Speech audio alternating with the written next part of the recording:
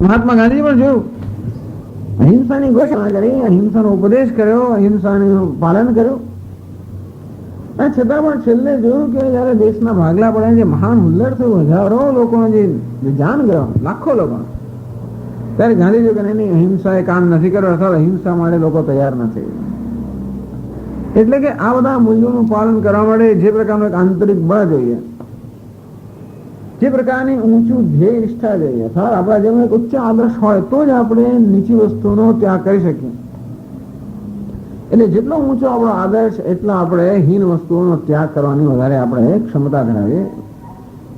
કોઈ એવો ઉચ્ચ આદર્શ જાગૃત ન થયો હોય, એ પ્રકાર આંતરિક બળ જાગૃત ન થયું હોય, છતાં પણ આપણે પછી બાળક પાસે અપેક્ષા રાખીએ 2 માં વજન ઉતારે તો ના ઉચકાય.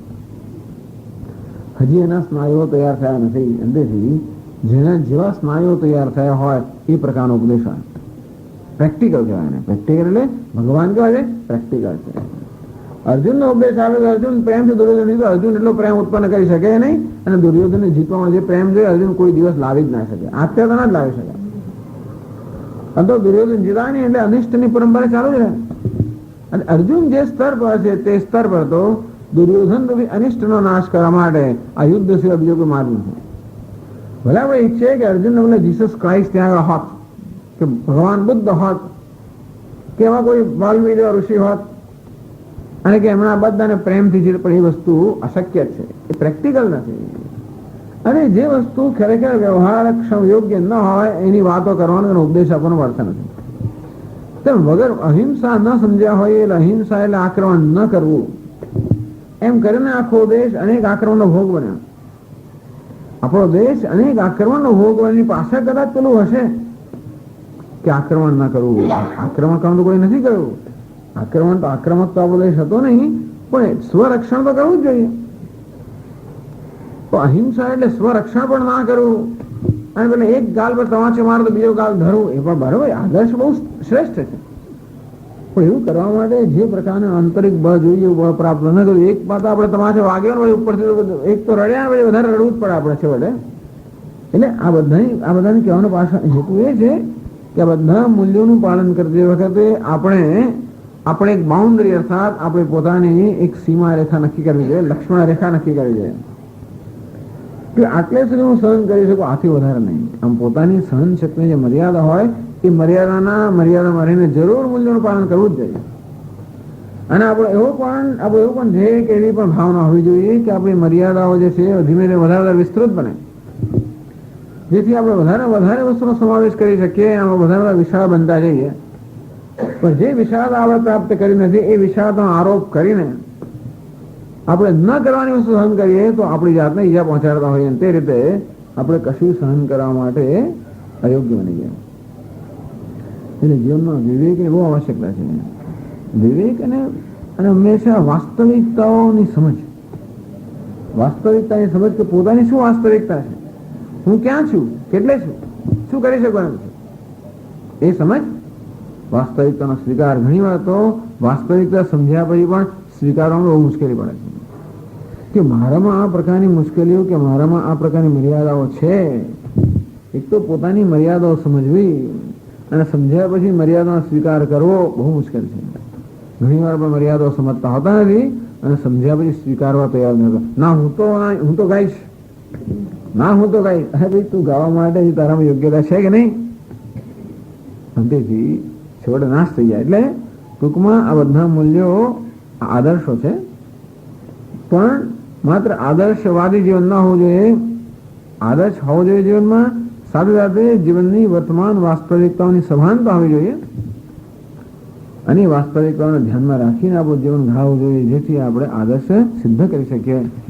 નહીં તો અત્યારે જ ખાડામાં આપણને પગ ભાંગીશું તો આદર્શો ક્યાં ક્યાં રહી જશે. એટલે કૂદવું ક્યાં સુધી કૂદવાનું?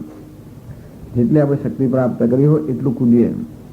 એથી વધારે કૂદવા જઈએ તો આપણું ધ્યેયથી પણ આપણે વંચિત થઈ જઈએ. એમ કરીને પછી તો મારે ના થાય સ્વામી, આ તો મારથી નહીં થાય, એમ કરીને આપણે પછી આંસુ બની જઈએ કે પ્રમાદ કરીએ કે પ્રયત્ન જ ના કરીએ, એ પણ ના થવું જોઈએ. તો ઘણી વાર તો નાના મારથી આમ ના થાય, હું તો આમ છે, હું તો એમ કરીને પોતાની નબળાઈનો આશ્રય આધાર લઈને લોકો કશું નથી કરતા હોતા. એ પણ બરોબર નથી. આપણો પ્રયત્ન પૂરેપૂરો હોવો જોઈએ. અને સાથે સાથે જાત પર જુલમની મર્યાદા હોવી જોઈએ. ઘણી વાર કહ્યું છે કે આ બધા મૂલ્યોના પાલનમાં કે કોઈ પણ મૂલ્યોના પાલનમાં જાત પર જુલમ કરવાની આવશ્યકતા હોય જ છે. એ સિવાય કશું પાલન થાય જ નહીં તો પાલન કરવાની જરૂર છે, તો છે જ ને. આપણે જે છે એ રહેવા માટે કોઈ જુલમની જરૂર નથી, પરંતુ આપણે જે છે એના કરતા ઉન્નતિ કરવા માંગીએ તો કંઈક જુલમ કરવો જ પડે, નહીં તો આપણે ગબ્બર ચડાય કેવી રીતે? જો ન કરીએ તો ગબ્બર ના ચડાય. હવે સીધું ચાલવાનું હોય તો કઈ વાંધો નથી, ઉપર ચડવાનું હોય તો હંમેશા જોર કરવું જ પડે, જાત પર જુલમ કરવો પડે.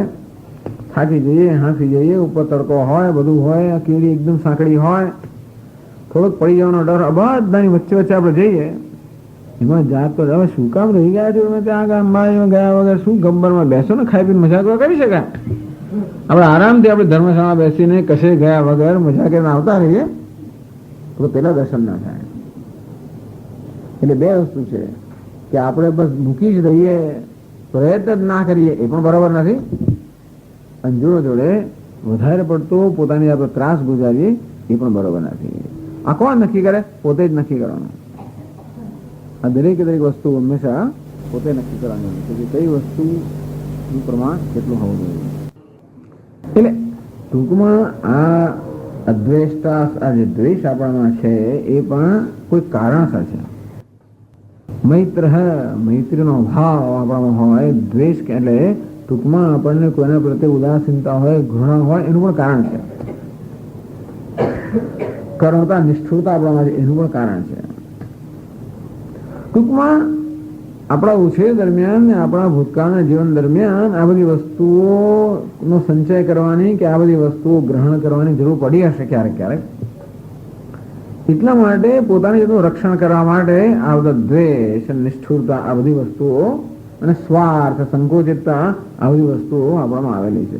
કે હું જો સ્વાર્થનું ચિંતન ના કરું, કોઈ મારું ચિંતન કરવાનું નથી અને તેથી મારે છેડે કરવું જ પડે, એટલે માં સ્વાર્થી બને. માં કહેવાય કે માં પણ ના આપી છે એટલે માંગમાં કરવું પડે. ટૂંકમાં આવા બધા આપણા અનુભવોને કારણે આપણે આવા થવું પડ્યું છે. ટૂંકમાં આપણામાં સ્વાર્થ હોય, સંકોચિતતા હોય, એ બધા માટે આપણો કે કોઈનો વાંક નથી. આપણામાં જે કંઈ આ પ્રકારના દોષ ધારો કે દેખાતો હોય, આ બધું આપણે સાંભળીએ અને આપણે તો અનેક પ્રકારના દોષ આપણામાં જાણે ઘરે ને હું તો આવો છું, તો કે એ હવામાં કોઈનો વાંક નથી. આ બધા દોષ હોવાનું કોઈ કારણ છે. પણ હવે આપણું જીવન ધ્યેય બદલાય હોવાના કારણે એ બધા દોષમાંથી કેમ મુક્ત થવું એનો પ્રશ્ન. તો અત્યારે જયારે આપણે કશા સાથે વ્યવહાર કરીએ ત્યારે હંમેશા કોઈ પ્રકારનો પ્રત્યેક ખ્યાલ ઉત્પન્ન થતો જાય છે કે મારું છે કે મારું નથી. સ્વામી મહારાજ કહે કે એક વસ્તુને મારી કહેવાથી આપણે સાથે સાથે બધું જાહેર કર્યા છે કે કઈ વસ્તુ મારી નથી. આમ એક ઘરને હું મારું કહું એટલે એ પડોશની અંદર જે બીજા બધા ઘરો છે મારા નથી જાહેર થઈ ગયો. એ પડોશમાં, એ શેરીની અંદર કે પછી ગામમાં કે દેશમાં કે જગતમાં બીજું કશું મારું નથી, એ પણ જાહેર થઈ ગયો. આમ એટલે થયું છે શું કે આપણા પોતાના રક્ષણ માટે જે વસ્તુ આપણે સ્વીકારેલી છે ખરેખર આપણું રક્ષણ કરતી નથી. હવે આપણે જણાય ત્યારે ખબર પડે કે આ દ્વેષ કે મમકાર કે અહંકાર કે આક્રમકતા આ બધું આપણા રક્ષણ માટે આપણે બધું સ્વીકારેલું છે. તો હવે જેને જણાય કે બધું આપણું રક્ષણ કરતી નથી, આપણું શોષણ કરે છે, એ આપણી રક્ષક નથી, આપણી શોષક છે, એ જણાય તો જ દૂર થાય. અને એ પહેલા જણાવવું જોઈએ. આ બધા મૂલ્યોનું ક્યારે પાલન થાય? જ્યારે એનું મૂલ્ય આપણામાં જન્મે ચાલે. અર્થાત દ્વેષ રાખવાને કારણે, અહંકારને કારણે, મમકારને કારણે કે બધા નિષ્ઠુરતાને કારણે મને નુકસાન થઈ રહ્યું છે, મારું શોષણ થઈ રહ્યું છે એવું મને લાગે, જ્ઞાન થાય તો જ પછી એને છોડવાનું મૂલ્ય જન્મે. તો મમા મારું કહેવાને કારણે બીજું કશું મારું નથી નક્કી થઈ ગયું. એટલે ટૂંકમાં કેટલી બધી માલિકી હું જવા દઉં છું ને. જેમ સ્વામી રામતીર્થને કહે કે મહારાજ તમે કેમ સંન્યાસ ગ્રહણ કરો, કેમ તમારા કુટુંબ છોડી દો, જેથી આખી દુનિયાને મારું કુટુંબ બનાવી શકો. વિચાર કરો. ટૂંકમાં એક આટલો મમકાર છોડો છે ને મારે, જેથી સમગ્ર જગતને હું મારું કુટુંબ બનાવી શકું. તો એ હકીકત છે. હકીકત તો એ છે કે આખું જગત આપણું છે. એથી મોટી હકીકત તો છે આખું જગત આપણે જ છીએ. પરંતુ આ મમકારના સંદર્ભમાં, મારું એ સંદર્ભમાં હકીકત તો એ છે કે સમગ્ર જગત આપણું છે. કઈ રીતે? હું ચૈતન્ય છું એ દ્રષ્ટિએ સમગ્ર જગત મારું છે, અથવા તો હું ઉપાધિ દ્રષ્ટિએ કશું મારું નથી. બે હકીકત છે. ઉપાધિના સ્તરથી જોવા જવું કે અહંકારના કે જીવના સ્તરથી જોવા તો કશું મારું નથી. અને ચૈતન્યના કે આત્માના સ્તરથી જો તો બધું મારું છે. બસ આ બંને વસ્તુ બરાબર છે.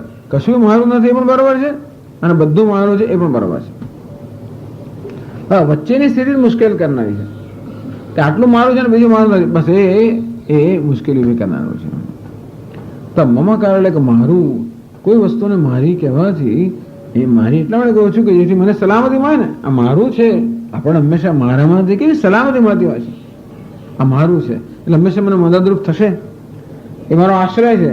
જ્યારે પણ જરૂર હશે કે આવશ્યકતા હશે ત્યારે વસ્તુ મને મદદરૂપ થશે. આપણે મારું કહીએ ને, કોઈ વસ્તુ મદદરૂપ છે કે બોજરૂપ છે એ વિચાર કરવાની જરૂર છે. હું જેને ખરેખર મારું મદદનું સાધન માની રહ્યો છું એ ખરેખર શું છે? બોજરૂપ છે. એટલે ગૃહનાદે ગૃહમ, જે માણસને ગ્રહણ કરે છે, બાંધે છે, નામ ગ્રહ. ઘર આપણે છે ને આપણે બાંધીએ જેથી આપણું રક્ષણ થાય. હવે ઘર આપણું રક્ષણ કરે છે કે પછી મારે ઘરનું રક્ષણ કરવું પડે છે? એટલે વાસ્તવિકતા શું છે? ટૂંકમાં દુનિયાના પદાર્થોમાંથી કશું પણ આપણે મળે તો એની કિંમત ચૂકવવી પડતી હોય. તો ઘર મારું રક્ષણ કરે તો ક્યારે કરે? હું એનું રક્ષણ કરું તો. ઈશ્વર ના કરે. ધર્મો રક્ષિત કર્યો હોય, ધર્મ જ આપણું રક્ષણ કરે. તેમ જગતની કોઈ વસ્તુ ક્યારે મારું રક્ષણ કરે? હું એનું રક્ષણ કરું તો.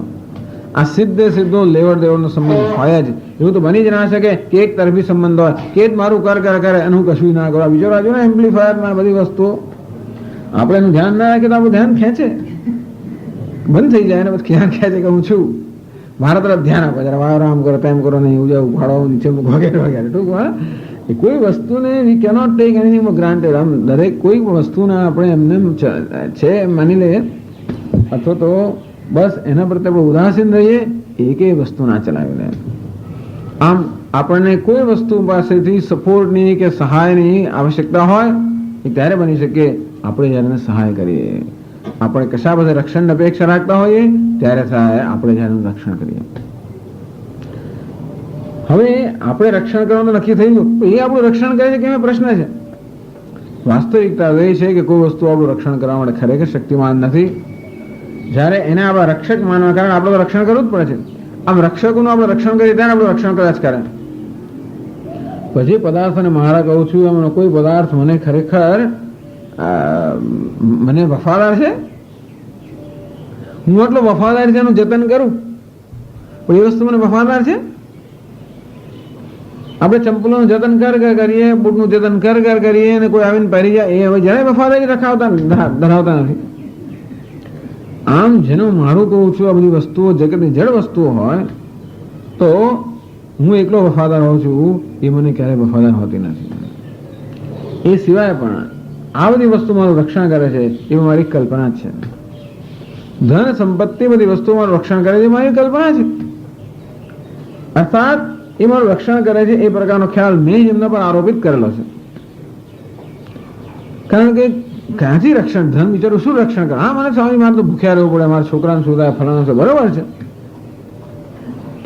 પણ મહાત્મા તો એમ જ કહે કે આ બધી વસ્તુ આપણે પ્રારબ્ધથી મળતી હોય છે અને માટે આ વસ્તુનું રક્ષણ કરે છે એવું એ આપણો ખરેખર એક ભ્રમ છે. અંતેથી એવું એમ નથી કહેતો કે બધું આપણે રક્ષણ છોડી દે, એમ નથી કહેવા માંગતો.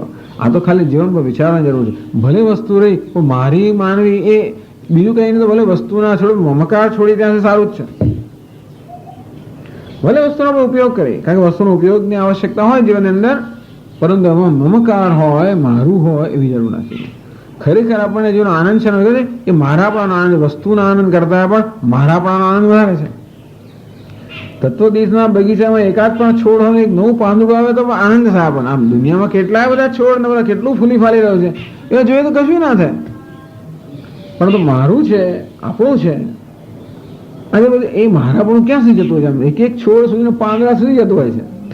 અને એક પાંદડાની એમ કળી આવે ને હા કેવું સરસ થયું. એ આનંદ શેનો છે? એ આનંદ ખરેખર મારો આ વૃક્ષનો આનંદ છે, એના કરતા શેનો આનંદ છે? એ મારું છે.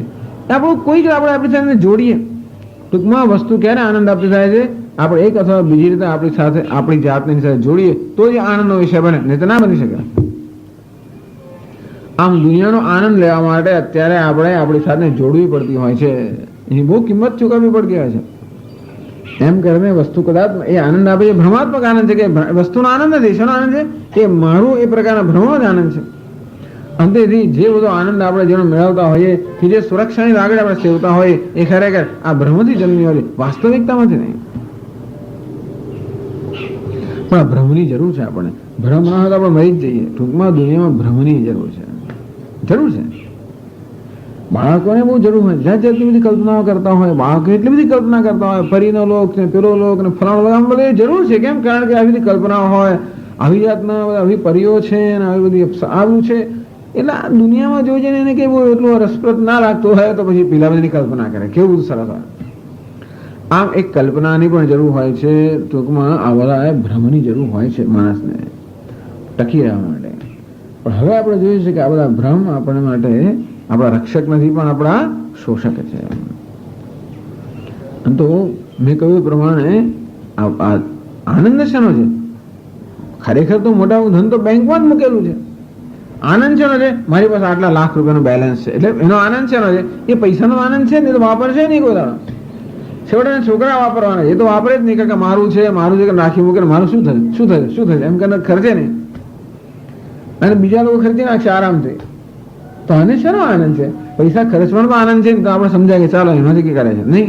આ તો માલિકીનો એક આનંદ છે. એ માલિકી શું છે? ભ્રમ છે. મા કૃત કસ્ય સ્વિધનમ. ઈશાવાસ્ય ઉપનિષદ કહે છે કે ધન કોઈનું છે જ નહીં. કસ્ય સ્વિધનમ, કોનું ધન છે? અથવા કસ્ય ધનમ કસ્ય બ્રહ્મણ ધનમ. આ બધું ઈશ્વરનું ધન છે. ટૂંકમાં જેની આ કોની સંપત્તિ છે? ઈશ્વરની સંપત્તિ છે.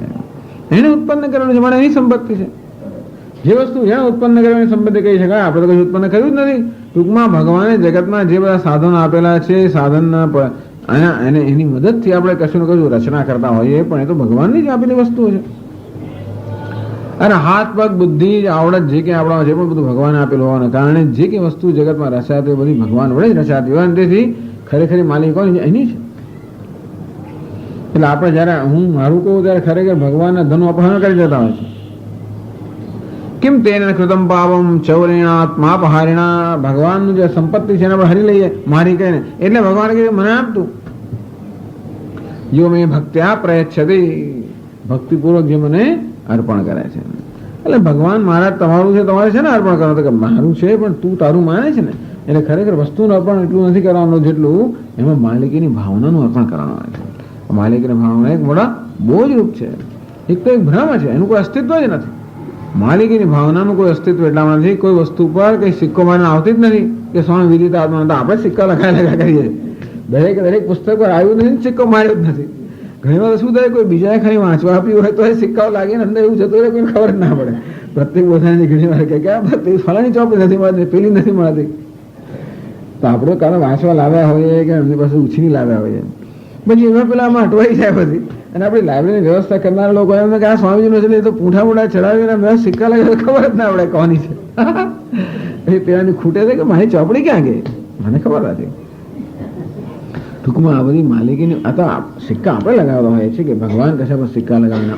એનો અર્થ નહીં કે આપણે વસ્તુ વાપરવાની, વસ્તુ વાપરી શકાય પણ એ લોકો સમજાય વસ્તુ કે તો વપરાય. જેવી રીતે આપણે કોઈ ધર્મશાળામાં ગયા હોઈએ કે હોટલમાં ગયા હોઈએ કે ઘરે ઘરે મહેમાન થઈને રહ્યા હોઈએ ત્યારે વસ્તુ વાપરતા હોઈએ છીએ, પણ ત્યારે એમાં માલિકીની ભાવના હોતી નથી.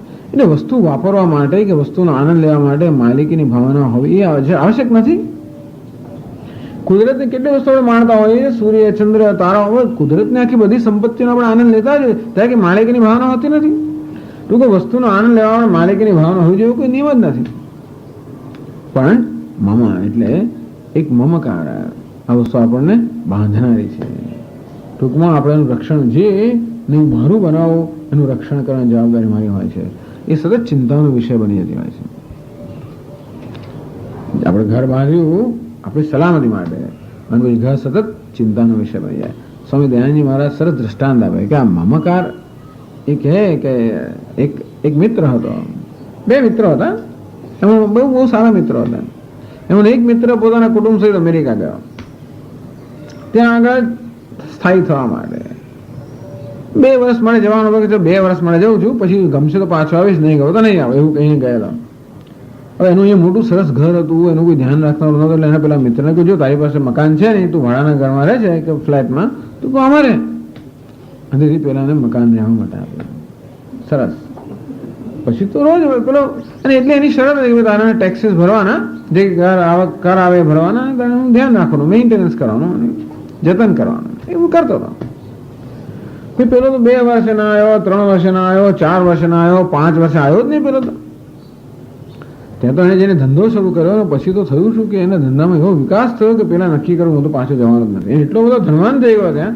આ ઘર તો એને પછી એના મિત્રને આપી દીધું કે આ તારા નામે કરી દઉં. એને તો એના વકીલ કરીને લખીને બધા કાગળિયા બાગળિયા કરીને એના નામે આપી પણ દીધું. ત્યારે ખબર કે ઓ આ ઘર તો મારું થઈ ગયું. હવે વસ્તુ બદલાઈ ગઈ. અત્યાર સુધી એ રહેતો તો ખરો, આ ઘરનો ઉપયોગ બરોબર કરતો હતો, પણ મારું નહોતું. હવે આ ઘર મારું છે. તો કે જયારે લાવો તો ખરા ને કેટલી કિંમત થતી હશે. પછી જરા દૂર જઈને જો કેવું દેખાય છે ઘર, પેલી ટેકરી પર ચડીને જોવું, પેલી બાલ્કની માંથી જોવું તો મારું ઘર કેવું દેખાય છે બીજાની આસપાસ, અને કેટલી બધી આપણી પ્રોપર્ટી, કેટલી જમીન છે અને શું છે એની આંકણી કરાવી વગેરે વગેરે. હવે આખો એની પ્રત્યેનો જે આખો વ્યવહાર હતો એ બધો બદલાઈ ગયો. હવે ફેરફાર શું થયો? માણસ એનો હોય અને ઘર પણ એનું હોય છે. શું ફેરફાર પડ્યો? એક પ્રકારનો એક નવો ખ્યાલ જન્મ્યો, મારું. હવે બહાર ના જઈ શકે. હવે ઘરની બહાર જવું હોય, 2-4 દાડા બહારગામ જવું હોય પણ એની બરોબર જતન. પહેલા તો પેલાનું હતું એટલે સારું જતન કરતો, છતાં એમાં પેલાનું છે, મારું નથી. આ મારું આવ્યું એટલે કાંકરી પણ ના ખરવી જોઈએ. તેથી એનું જે જતન થાય એ ટૂંકમાં આ વસ્તુ એના માટે મહાન ધીમે ધીમે બોજરૂપ થઈ જાય. એટલે જેમ આપણે જાણીએ કે ખરેખર આ મમકારની જરૂર નથી. મમકાર એટલે માલિકીની ભાવના. આપણે એટલા માટે માલિકીની ભાવનાનો ખ્યાલ એટલા માટે સેવન કરતા હોઈએ છીએ કે જેથી આ વસ્તુ મારા આનંદનો વિષય બને, મારો રક્ષક બને, એવું હોતું નથી. એમ જેટલે અંશે આપણે સમજ પડે તેટલે અંશે મમકાર જાય. નિર્મમઃ. જ્ઞાની પુરુષનો મમકાર હોતો જ નથી, કારણ કે એને મારું કહેવાની જરૂર, બધું મારું છે એમ કહી શકે, અથવા કશું મારું નથી, બધું ઈશ્વરનું છે, એવું બરાબર છે, બધું ઈશ્વરનું છે, માટે મારું કશું નથી. સાથે એને જ્ઞાન છે. એ માણસ તો નિર્ભયતામાં પ્રતિષ્ઠિત હોવાને કારણે એને કોઈ બહારની વસ્તુમાં સલામતીની જરૂર નથી. અને માટે ઘર બહાર કે બીજા બધા વસ્તુમાંથી સલામતી શોધતો નથી હોતો. અને તેથી આ જગતના પદાર્થોને મારું એ કહેવાની જરૂર નથી પડતી. એ ધીમે ધીમે જતું હોય છે. આપણે કે તરત નહીં છોડી શકીએ ભાઈ મારો દીકરો અને મારી દીકરી ને મારો પતિ ને મારી પત્ની ને મારા ભાઈ ને મારું, આ બધાથી આપણે આમ બહુ સારું લાગે છે. અને મારામાંથી જે આપણે બધું આમ એક જે આમ સલામતીનો અનુભવ થાય અને બધો અનુભવ થાય છે એ કે તારે જતો ના રહે. પણ આ બધા મૂલ્યોને આપણે પહેલા સાંભળીએ એટલે પહેલા મનમાં એ વિચાર કરવો જોઈએ કે આ મહારાજનું મમકારને કેટલું સ્થાન છે. અદ્વેષ્ટા સર્વભૂતાના મહારાજનું દ્વેષને કેટલું સ્થાન છે. મૈત્ર મહારાજમાં શત્રુતાને કેટલું સ્થાન છે. કરુણ મહારાજ નિષ્ઠુરતાને કેટલું સ્થાન છે. નિર્મમ મહારાજ જીવનમાં મમકારને કેટલું સ્થાન છે. પહેલા એ જાણવાની જરૂર છે અને એનું સ્વરૂપ સમજવાની જરૂર છે. એને કારણે જેનો મને શું શું મળે છે એ પણ જાણવાની જરૂર છે. આ બધી વસ્તુઓમાંથી કે લાભ પણ છે એ શું છે, એને છોડી શું લાભ જતો કરવો પડે એ પણ જાણવાની જરૂર છે. આ બધી રીતે બરોબર સમજ્યા પછી આ મૂલ્યોનું પાલન કરવા આપણે પ્રારંભ કરીએ વધારે સારો. તો આપણે છેલ્લે નિરાશ ના થવું પડે. નહીં તો આપણે ઝંપલાવતા હોય છે અંદર ઘણી વાર બીજાની દેખાદેખીમાં, અને પછી આપણે સમજ નથી આવતી અને છેવટે ખબર લોકો તો બધું આ વૈરાગ્ય કરીને લોકો પાયમાલ થઈ જાય, ભિખારી બની જાય. ટૂંકમાં આવા કંઈક પ્રવચનો સાંભળ્યા હોય, પ્રવચનો લોકો આમ એવા કરતા હોય છે ને બધા કે આમ છોડીને ફેંકી દો, ફલાણા આમ કરો તેમ કરો, પેલા લોકો આમ બધું ફેંકી દો, છોડી દો, જતો રહો. પછી માણસ રખડતા થઈ જાય છે. કારણ કે એ બધું કરવા માટે જે પ્રકારની એક આંતરિક તૈયારી પૂર્વ એ ન હોય. અને લોકો પુસ્તકો વાંચીને આવું વાંચીને ફેંકી દે, બધું છોડી દે. માણસો ઘણી વાર તો અમેરિકા બને તો આવું ઘણી વાર પુસ્તકો વાંચે, સાંભળે, એમ કરીને બધાએ પેલા બધું વેચી દીધું. ત્યાં શૈલેષ ભગવાન આપણા આશ્રમમાં જ એક બહેની આવેલી, બધું એને કાઢી નાખ્યું.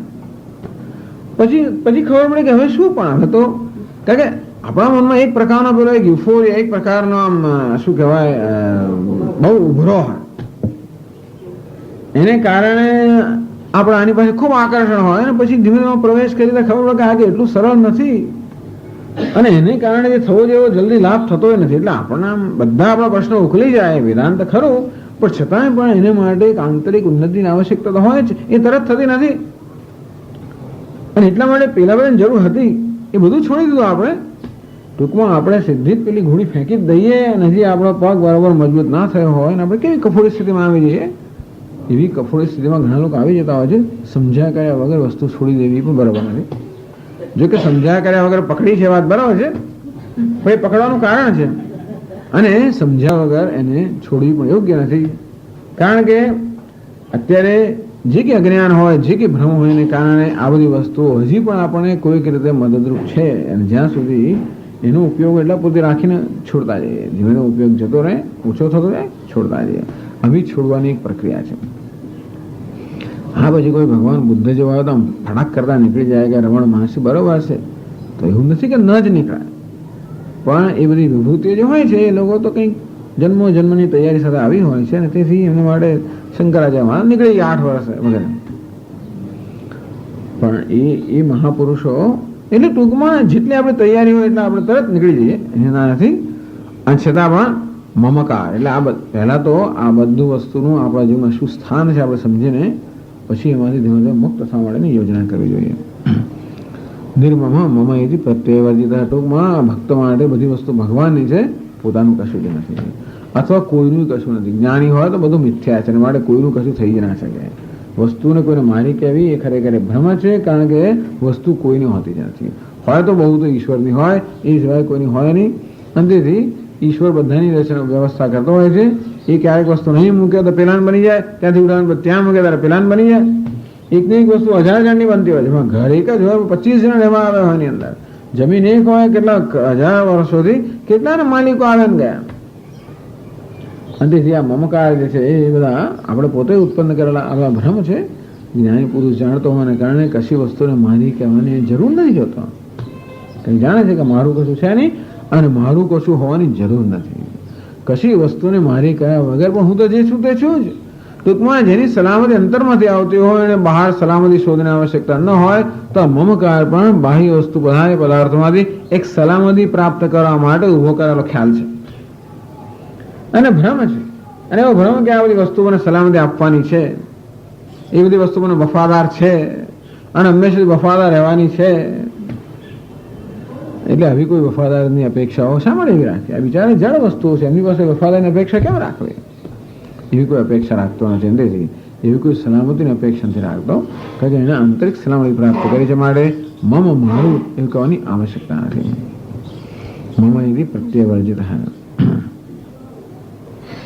તો દેહે બી મમ એથી પ્રત્યય રહિત હૈ. ઓહો, દેહે બી આ દેહ પણ મારો નથી. એ પણ ચર્ચા ઘણી વાર આપણે કરી ગયા છે કે ઉપાધિ પણ મારી નથી, એનું સર્જન પણ મેં કર્યું નથી. આ બધી વસ્તુઓ મને આપવામાં આવે છે. જે કે વસ્તુનો આપણે ઉપયોગ કરતા હોઈએ તો જે વસ્તુને આપણે આપણી માલિકીને માનતા હોઈએ એ ખરેખર આપણે ઉત્પન્ન નથી કરી હોતી, બધી આપણને આપવામાં આવી હોય છે. એમ દેહ પણ મેં ઉત્પન્ન કર્યો નથી, એ પણ મને આપવામાં આવ્યો છે. કે આપણી બુદ્ધિ હોય, આવડત હોય, કુશળતા હોય, જે કે બધી વસ્તુ આપણને આપવામાં આવે છે. અને એ બધા સાધનોની મદદથી જે કે પ્રાપ્ત કર્યું હોય એ પણ આપણને આપવામાં જ આવ્યું છે. એવું હોવાને કારણે દેહની અંદર પણ મમ મારો છે, બહુ મોટી વસ્તુ છે. દેહની અંદર મારો નથી. બીજી બધી વસ્તુ જ્યારે મારી નથી કહી શકીએ, પણ દેહ મારો નથી કહેવાય તો બહુ મોટી વસ્તુ છે. એ નથી એટલે કહેવું એટલે એનો શું ખબર છે? આ દેહ મારો નથી એનો અર્થ શું થાય? એવું કહેવું એટલે શું? ગાંધીજી એને એકદમ જ એમના મનમાં પણ એકવાર આવું એક પ્રકારનું સમજ જાગૃત કહે, આ દેહને મારું ન કહી શકું. એનો અર્થ એ થયો કે આ દેહનો ઉપયોગ પણ મારે માટે નહીં, જેનો હોય એના માટે થવો જોઈએ. તો દેહ તો ઈશ્વરનો હોય તો એનો અર્થ કે આ દેહનો ઉપયોગ એના માટે જ થવો જોઈએ. આ મન બુદ્ધિ ઈશ્વરનો તો એનો ઉપયોગ એના માટે જ થવો જોઈએ. એટલે કે મારું કશું છે જ નહીં, દેહ પણ મારો ના હોય તો મારા માટેનો ઉપયોગ થાય જ નહીં.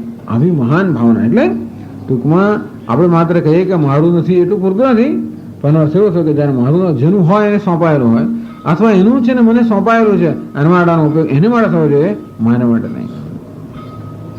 તેથી આ જે જ્ઞાની પુરુષ છે એને કશું સિદ્ધ કરવાનું જ ના હોવાને કારણે જે કંઈ કરતો હોય એ બધું ઈશ્વર માટે થતું હોય.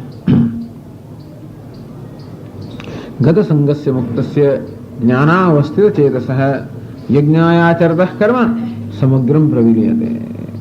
જ્ઞાન અવસ્થિત ચેતસઃ, જેનું ચિત્ત જ્ઞાનમાં જ અવસ્થિત છે. યજ્ઞાય આચરતઃ કર્મ, એ જે કર્મનું આચરણ કરે એ યજ્ઞની ભાવના દ્વારા ઈશ્વરને અર્પણ કરવાની ભાવનાથી આપોઆપ જ થાય, કારણ કે સર્વ ઈશ્વરને સમર્પિત છે.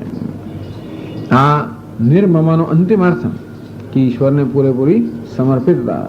અને તેથી સમગ્ર જીવન પણ ઈશ્વરને જ સમર્પિત થાય, કારણ કે જો મારું હોય તો વસ્તુ તો એ મને સમર્પિત થાય, સર્વ વસ્તુ ઈશ્વરની હોય તો એ ઈશ્વર સમર્પિત થાય.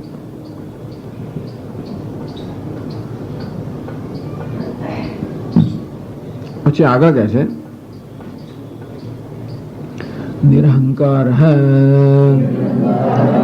નિર્ગત અહમ પ્રત્યય. નિરહંકાર જેના મનમાંથી અહમ, હા તો પેલા એથી આગળ આ બધા પ્રત્યયો એટલે આ બધા ખ્યાલ ક્યાં હોય છે? મનમાં જ હોય છે. આ બધા ખ્યાલ વાસ્તવિકતાઓ અને અનુરૂપતાઓને કારણે દૂર કરવાનું કહે છે આપણને. આપણે જીવનની વાસ્તવિકતામાં રહી શકીએ એના માટે આપણને ભગવાન કહે છે કે આ બધા ખ્યાલો ખોટા છે, એ વાસ્તવિકતાને અનુરૂપ નથી. કોઈ વસ્તુ મારી ન હોવાને કારણે મમ એ પ્રકારની ભાવના હોય એ વાસ્તવિકતા છે. તો અહમ અર્થાત મારું, હું કંઈ નથી, હું કંઈક છું, એ ખ્યાલ પણ ખોટો હોવાને કારણે, પણ ભ્રમ હોવાને કારણે એમાંથી પણ મુક્ત થવાની જરૂર છે. નિર્ગત અહમ પ્રત્યય, જેનું અહમ પ્રત્યય, અહમ નામનો ખ્યાલ, અહમ એટલે વ્યક્તિત્વની ભાવના, અહમ એટલે વ્યક્તિત્વની ભાવના. એથી પણ આગળ વધીને અહમ એટલે અહંકાર, ગર્વ, દર્પ.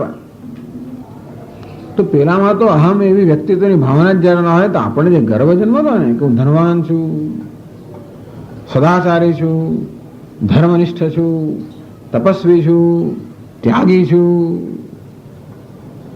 જ્ઞાનવાન છું, જ્ઞાની છું, અહંકાર રહિત છું, એવા એ પણ એક અહંકાર, અંતિમ અહંકાર રહિત છું. તો આ બધા અહંકારના જુદા જુદા ખ્યાલ પણ એ બધું છેવટે જન્મ્યા છે માંથી હું અર્થાત એક વ્યક્તિત્વના ખ્યાલમાંથી જન્મ્યા. એટલે અહંકારનો મૂળ તો છે, અહંકારનો મૂળ અર્થ થાય ઉપાધિની અંદર અહમ બુદ્ધિ, અનાત્મામાં આત્માનો ખ્યાલ નામ છે અહંકાર. તો ઉપાધિની અંદર આપણે અહમ બુદ્ધિ કરીએ એનું નામ છે અહંકાર. બસ એમાંથી બાકીના અહંકાર જન્મે. એટલે દેહને હું માનવો, પેલા દેહને મારો માનવા કરતા વધારે દેહને હું માનવો કે મારા મન બુદ્ધિ બધી વસ્તુને હું માનવું નામ છે અહંકાર. એટલા જ માટે દેહના જે ગુણો હોય કે મન બુદ્ધિના ઉપાધિના જે ગુણો હોય એના માટે આપણે ગર્વ જન્મે. આમ દેહની કે વિશિષ્ટતા હોય તો મારી વિશિષ્ટતા બની જાય. તેથી હું ઊંચો હોઉં, લાંબો હોઉં, પાતળો હોઉં, ગોળો હોઉં, કાળો હોઉં, ગમે તે હો, તો એ બધું એ અહંકાર. હું લાંબો છું, ટૂંકો છું, ઊંચો છું, નીચો છું, પાતળો છું, ગોળો, આ જે કંઈ માટે બધા અહંકાર. આ બુદ્ધિને પણ હું માનતો હોઉં તો બુદ્ધિની વિશિષ્ટતાઓ મારી બની જાય. તો બે અહંકારના બે પ્રકાર છે. એવું નથી કે અહંકાર એટલે ગર્વ છે, અહંકાર એટલે હીનતાની ભાવના અહંકાર જ છે. ટૂંકમાં વસ્તુમાં એવું છે ને કે દેહની અંદર અને ગુણ પણ હોય, દોષ પણ હોય. તો ગુણને જેમ હું માનતો હોઉં તેમ દોષ પણ હું જ બની જાઉં. અને તેથી દેહ વિચારો ટૂંકો હોય તો હું ટૂંકો છું, દેહની જે કે મર્યાદાઓ છે હું બની જાઉં. અહંકાર આ રીતે પીડા આપનારો છે, બંને રીતે પીડા આપનારો છે. એક તો અહંકાર આપવામાં અનેક પ્રકારનો, જેને અંગ્રેજીમાં ઇન્ફિરિયોરિટી કોમ્પ્લેક્સ, લઘુતા ગ્રંથિ ઉત્પન્ન કરે. આ ગ્રંથિ એટલે અહંકાર. આ બધી ગ્રંથિઓ, હું આ છું, હું કંઈક છું, આ વસ્તુ સાથે હું ને જોડો નામ છે અહંકાર. એકલા અહમમાં વાંધો નથી. અહમ જો કે અહમનો અર્થ પણ અહંકાર કરી શકાય, પણ અહમનો અર્થ આપણા આત્મામાં કરવો કરી શકીએ, પણ કાર્ય ઉમેરાયો એટલે અહમ જયારે સક્રિય બન્યો, અહમ કશાકની સાથે જોડાયો ત્યારે અહંકાર બની ગયો. તેથી આપણે સુખની સાથે, દુઃખ સાથે, દેહ સાથે, મન સાથે, બુદ્ધિ સાથે અહમ જોડીએ એનું નામ છે અહંકાર. અને તો હું સ્થૂલ છું, હું કૃશ છું, હું હ્રસ્વ છું, દીર્ઘ છું, ઊંચો છું, નીચો છું, બુદ્ધિમાન છું, મૂર્ખ છું, બુદ્ધિહીન છું, ડલ છું, વગેરે વગેરે, અથવા તો દુઃખી છું, સુખી છું, આ બધા ખ્યાલો નામ છે અહંકાર.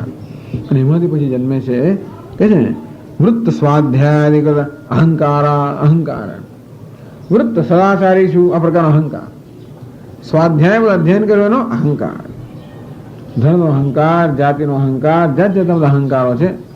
આવો કોઈ પ્રકારનો અહંકાર આ જ્ઞાની પુરુષમાં એટલા માટે નથી કે ઉપાધિમાં એને અહમ બુદ્ધિ નથી.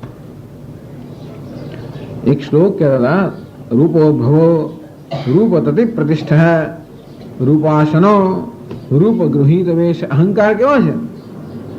રૂપોદ્ભવ, આ દેહમાંથી ઉદ્ભવ થયેલો છે. રૂપ તતિ પ્રતિષ્ઠા, આ દેહની અંદર જ પ્રતિષ્ઠિત છે. રૂપાસનો, આ દેહને ખાઈ જનારો છે. રૂપ ગૃહિત વેશ, આ દેહનો જ વેશ એને ગ્રહણ કરેલો છે. સ્વયં વિરૂપ, અહંકારનું પોતાનું રૂપ કયું છે? એનું તો કોઈ રૂપ નથી. અહંકારનો આપણે આકાર, ભલે અહંકાર કહેવાય, પણ અહંકારનો શું આકાર છે એનું આપણે ચિંતન કરીએ તો અહંકારનો આકાર જડતો જ નથી. સ્વયં વિરૂપ સ્વવિચાર કાલે ધાવત્યહમ અહંકાર પિશાચ એષ. અહંકાર કેવો છે? પિશાચ, ભૂત પિશાચ. એ પિશાચને પોતાનું કોઈ રૂપ કશાકમાં પ્રવેશ કરે ત્યારે એનું રૂપ ધારણ કરે ને.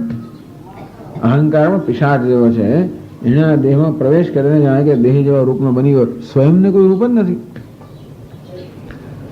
અને એ પિશાચને પણ જયારે આપણે બરોબર પિશાચ પણ ઉપાય જયારે કરી ત્યારે પિશાચ જેમ ભાગી જાય તેમ સ્વવિચાર કાલે અહં કોણ છે, એનો શું આકાર છે, કેવો છે, ક્યાં છે, એવો વિચાર કરીને ધીમે ધીમે અહંકાર ભાગી જાય છે.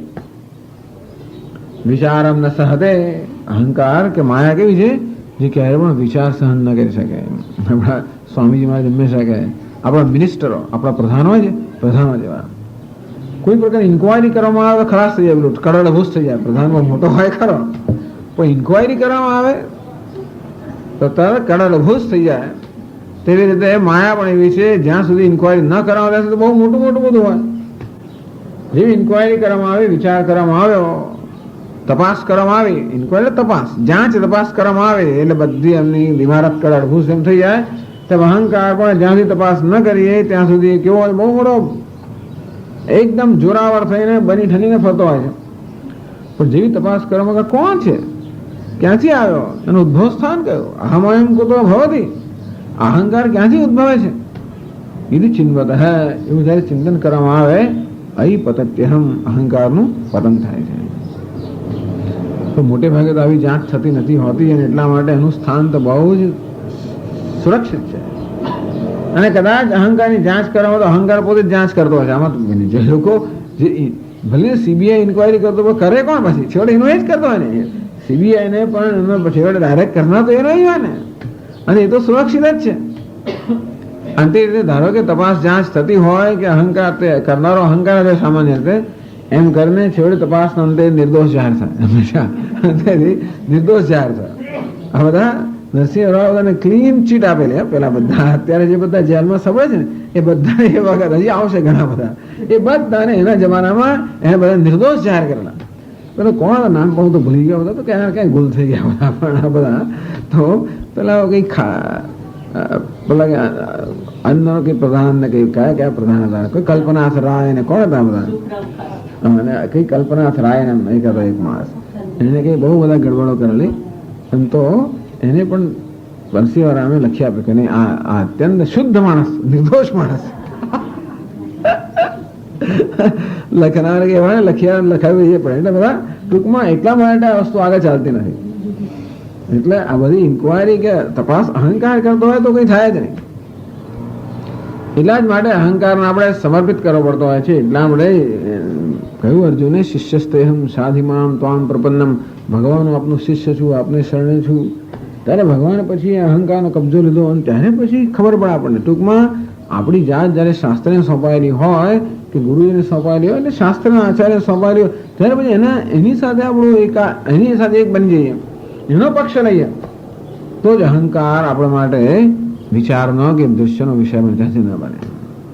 પણ એ તો જાણે ભગવદ્ ગીતાનો વિષય છે. ટૂંકમાં એ જ વસ્તુની ચર્ચા થઈ. પણ જ્ઞાની પુરુષનો અહંકાર એટલા માટે નથી, કારણ કે અહંકાર અજ્ઞાનની ઉપજ છે, અને જ્ઞાનથી જેનો અહંકાર એનો કામ ચલાવ અહંકાર હોય. કોઈ પણ મનુષ્યને જીવવા માટે વ્યવહાર કરવાનો કામ ચલાવ અહંકાર જોઈએ. અહંકારનો આભાસ છે, વાસ્તવિક અહંકાર નથી. જેમ કે પેલો અભિનેતા હોય એ ભલે એ ભિખારનો વેશ ભજવતો હોય તો એ ભિખારી નથી, અને છતાં ભિખારીનો વેશ ભજવવા માટે કામ ચલાવ રીતે એને ભિખારી બનવું પડે, તો જ ભિખારીની ભાષા બોલી શકે ને, તો જ ભિખારીને કપડા પહેરી શકે, તો જ એવી જાતનો અભિનય કરી શકે, ન કરી શકે. તો જેવી રીતે અભિનય કરવા માટે એને કામ ચલાવ ભિખારી બનવું પડે, તે રીતે જ્ઞાન મહાત્માઓ પણ કામ ચલાવ રીતે અહંકારનો સ્વીકાર કરતા હોય છે વ્યવહાર માટે. તો એ ભિખારીનો વેશ ભજવતો ત્યારે પણ એને જ્ઞાન છે કે હું ભિખારી નથી, તો એ વેશ બરોબર ભજવી શકે. નહીતર પછી તો એક બની જાય તો પછી મુશ્કેલી થઈ જાય. અંતે રીતે આ બધો વ્યવહાર કરવા છતાં પણ આ જ્ઞાની મહાત્માઓને અંદરથી સભાનતા હોય છે કે હું આ નથી.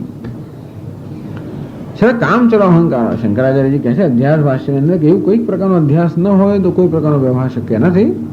પણ અધ્યાસ કેવો છે? માત્ર આભાસ છે, કોઈ સત્ય નથી. निर्मम मम इति प्रत्ययवर्जितः निरहंकारः निर्गत अहम प्रत्यय જેમાં અહમ કોઈ વસ્તુની અંદર અહમ ભાવ નથી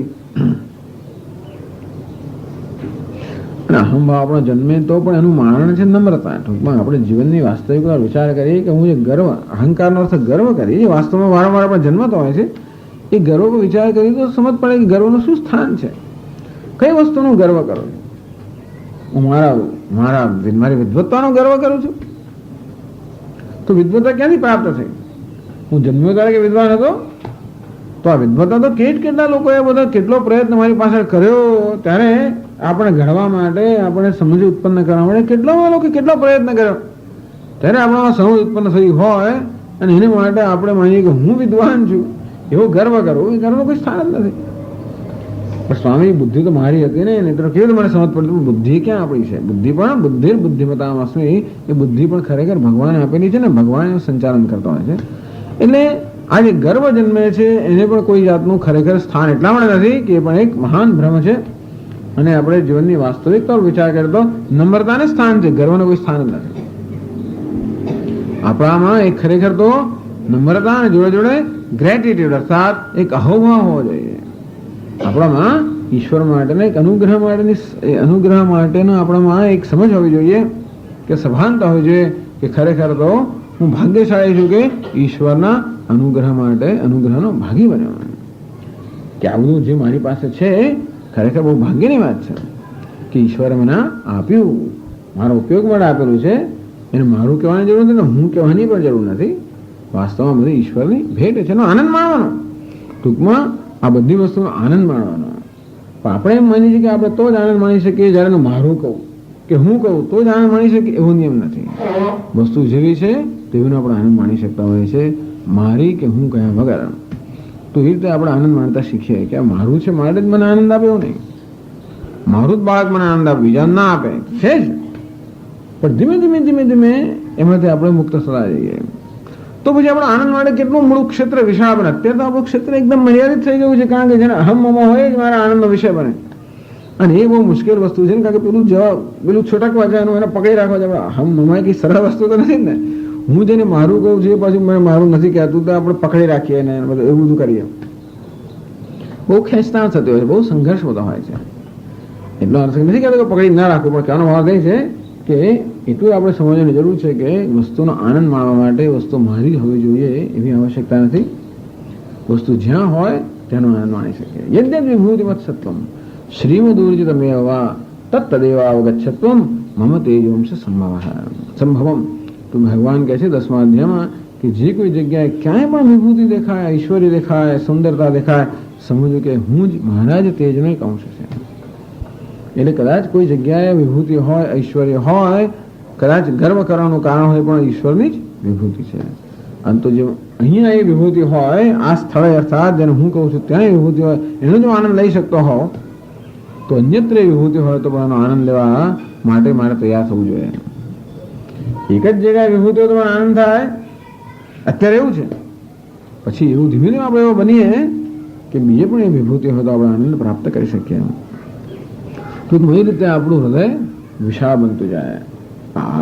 અહંકાર હૃદય સંકુચિત બની ગયો છે, આપણે સ્વાર્થી બની જઈએ તો ધીમે ધીમે હૃદયની વિશાળ વધતી જાય. અત્યારે અહંકારમાં સમાવેશ કોણ થાય? આ દેહથી બહાર બીજા કશાનો સમાવેશ ના થાય. એ અહંકારમાં ધીમે ધીમે વધારે વસ્તુનો સમાવેશ થતો જાય. તો જ્ઞાની પુરુષનો અહંકાર બહુ મોટો છે. અહમ બ્રહ્માસ્મિ. બ્રહ્મ એટલે શું? સમગ્ર વિશ્વ. એટલો મોટો, એટલે ટૂંકમાં એટલી બધી વિશાળતાની ક્ષમતા આપણામાં છે. અને એ જ્ઞાન એમને થવાનું છે, ખાલી આમ રટણ કરવાથી નહીં થાય. આ તો હું કરવાની જરૂર છે. ટૂંકમાં વિશાળ બનવાની જરૂર છે, એમને નહીં થવાય. આપણે માત્ર જાહેર કરીએ કે હું બ્રહ્મ છું એથી નથી થતો હતો.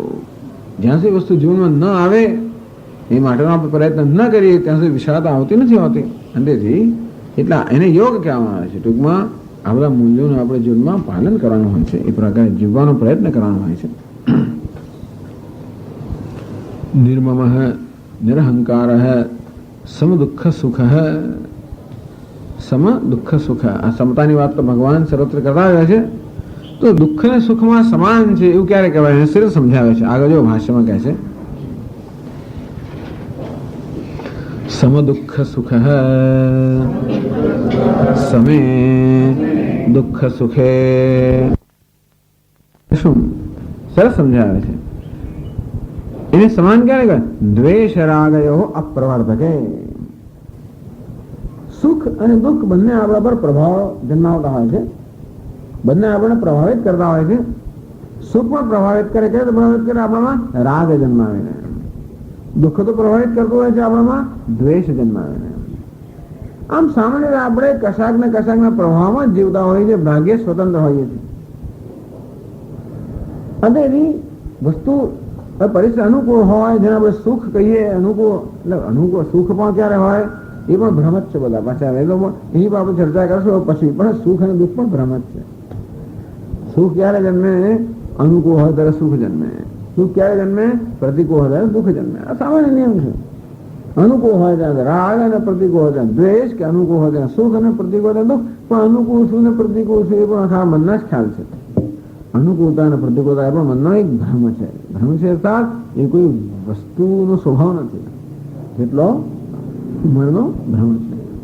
ટૂંકમાં અનુકૂળતા એ વસ્તુ અનુકૂળતાનો આરોપ ક્યાંક કરી અને પછી એનો આનંદ માણું છું. પ્રતિકૂળતાનો આરોપ કરે ને એનાથી દુઃખી રહું છું. ટૂંકમાં હું કશી વસ્તુ મને કશી વસ્તુને સુખ આપી શકતી હોય એનું કારણ એ છે કે હું એના પર અનુકૂળતાનો આરોપ કરું છું. બીજું કોઈ વસ્તુ દુઃખ આપતી હોય એનું કારણ છે કે હું પ્રતિકૂળતાનો આરોપ કરું છું. આમ સુખ દુઃખ આપણે વસ્તુમાંથી મેળવીએ છીએ કે આપણા પોતાના જ આરોપમાંથી મેળવીએ છીએ? ટૂંકમાં આપણા પોતાના જ મનની આપણી કલ્પનાઓ અનુકૂળતા પ્રતિકૂળતા એ કલ્પનાઓ જ આપણે સુખ દુઃખ બનતી હોય છે. અને આ સુખ દુઃખ પણ ભ્રમ જ છે. પણ એ સુખ દુઃખ છે અથવા એ સુખ દુઃખમાં સમાનતા હોય એટલે શું? આગળ કીધું પ્રમાણે આપણે જેને સુખ એનું સાધન માનતા હોય, સુખ એટલે સુખનું સાધન જે આપણે માનતા હોઈએ એ વસ્તુ આપણા પ્રભાવ જન્માવતો છે, આપણામાં રાગ ઉત્પન્ન કરીને, હર્ષ ઉત્પન્ન કરીને. અને જેને આપણે દુઃખનું સાધન માનતા હોઈએ એ પણ પ્રભાવિત કરે, આપણામાં દ્વેષ ઉત્પન્ન કરીને. તો જો આપણામાં પરિસ્થિતિ રાગ દ્વેષ જન્માવી શકે, રાગ એટલે આપણને પકડી રાખવાની ઈચ્છા જન્મે. રાગ કોને કહેવાય? કે રહે તો સારું, ન જાય તો સારું. એ હોય તો મને સારું લાગે, એ ન હોય તો મને ન સારું લાગે. અને માટે એનું હું પકડી રાખું. વસ્તુ તો હંમેશા આવીને જવા માટે તત્પર હોય ને આપણે પકડી રાખવું પડે. એમાં સંઘર્ષ છે. એ રાગમાં પણ સંઘર્ષ છે અને દ્વેષમાં તો સંઘર્ષ બહુ પ્રગટ રીતે છે. દ્વેષ એટલા માટે કે જે વસ્તુ ઈચ્છતો નથી એ વસ્તુ સામે ચાલીને મારા પર આવી પડે છે અને એને હું ટાળી શકતો ના હોઉં તો એ મારામાં દ્વેષ ઉત્પન્ન કરે. તો આ પ્રકારે આવી જાતના પ્રત્યાઘાતો કે પ્રતિભાવો આપણામાં જયારે જન્મતા હોય અથવા જગતની વ્યક્તિઓ કે પરિસ્થિતિ આપણા પ્રત્યાઘાત જન્માવી શકતા હોય એનો અર્થ એ કે આપણે સમ નથી. સમતા એને કહેવાય કે આપણું મન આ પ્રકારના પ્રત્યાઘાતોથી મુક્ત હોય. એટલે આપણો હર્ષ કે શોક એવા પ્રત્યાઘાત ન જન્મે, રાગ કે દ્વેષ પ્રત્યાઘાત ન જન્મે તો આપણે સમ છીએ એમ કહી શકાય. એટલે કહે છે કે દ્વેષ રાગયો અપ્રવર્તકે. આ રીતે જે મનુષ્ય માટે સુખ અને દુઃખ સમાન છે. સુખ દુઃખ છે જ નહીં, જે સમાન હોય જ નહીં. એકને સુખ કહીએ ને બીજાને દુઃખ કહીએ ને પછી સમાન માની એનો કે આપણે કેવા છે લાગણીહીન છે તો આપણે આપણા સંવેદનશીલતા જ નથી, એવું નથી. પણ એની દ્રષ્ટિમાં સુખ દુઃખની વસ્તુ જ નથી. એની દ્રષ્ટિમાં માત્ર સંજોગો જ છે, વ્યક્તિઓ છે, વસ્તુઓ છે, સંજોગો છે, પરિસ્થિતિ છે, ઈશ્વરની રચના છે. એની દ્રષ્ટિએ સુખ અને દુઃખ નામની વસ્તુ નથી. તેથી સમ દુઃખ સુખ, સુખ અને દુઃખ અનુકૂળતા પ્રતિકૂળતા બધામાં સમાનતા પોતાના મનનું સમત્વ કે સમચિત્તતા જાળવી શકે છે. ઓકે. ઓમ પૂર્ણમદ પૂર્ણમિદં પૂર્ણાત પૂર્ણમુદચ્યતે પૂર્ણસ્ય પૂર્ણમાદાય પૂર્ણમેવાવશિષ્યતે. ઓમ શાંતિ શાંતિ શાંતિ. શંકરં શંકરાચાર્યં કેશવં બાદરાયણં સૂત્રભાષ્યકૃતૌ વંદે ભગવन्तૌ પુનઃ પુનઃ. ઈશ્વરો ગુરુરાત્મેતિ મૂર્તિભેદવિભાગિને વ્યોમવદ્વ્યાપ્તદેહાય દક્ષિણામૂર્તયે નમઃ. ઓમ શાંતિ શાંતિ.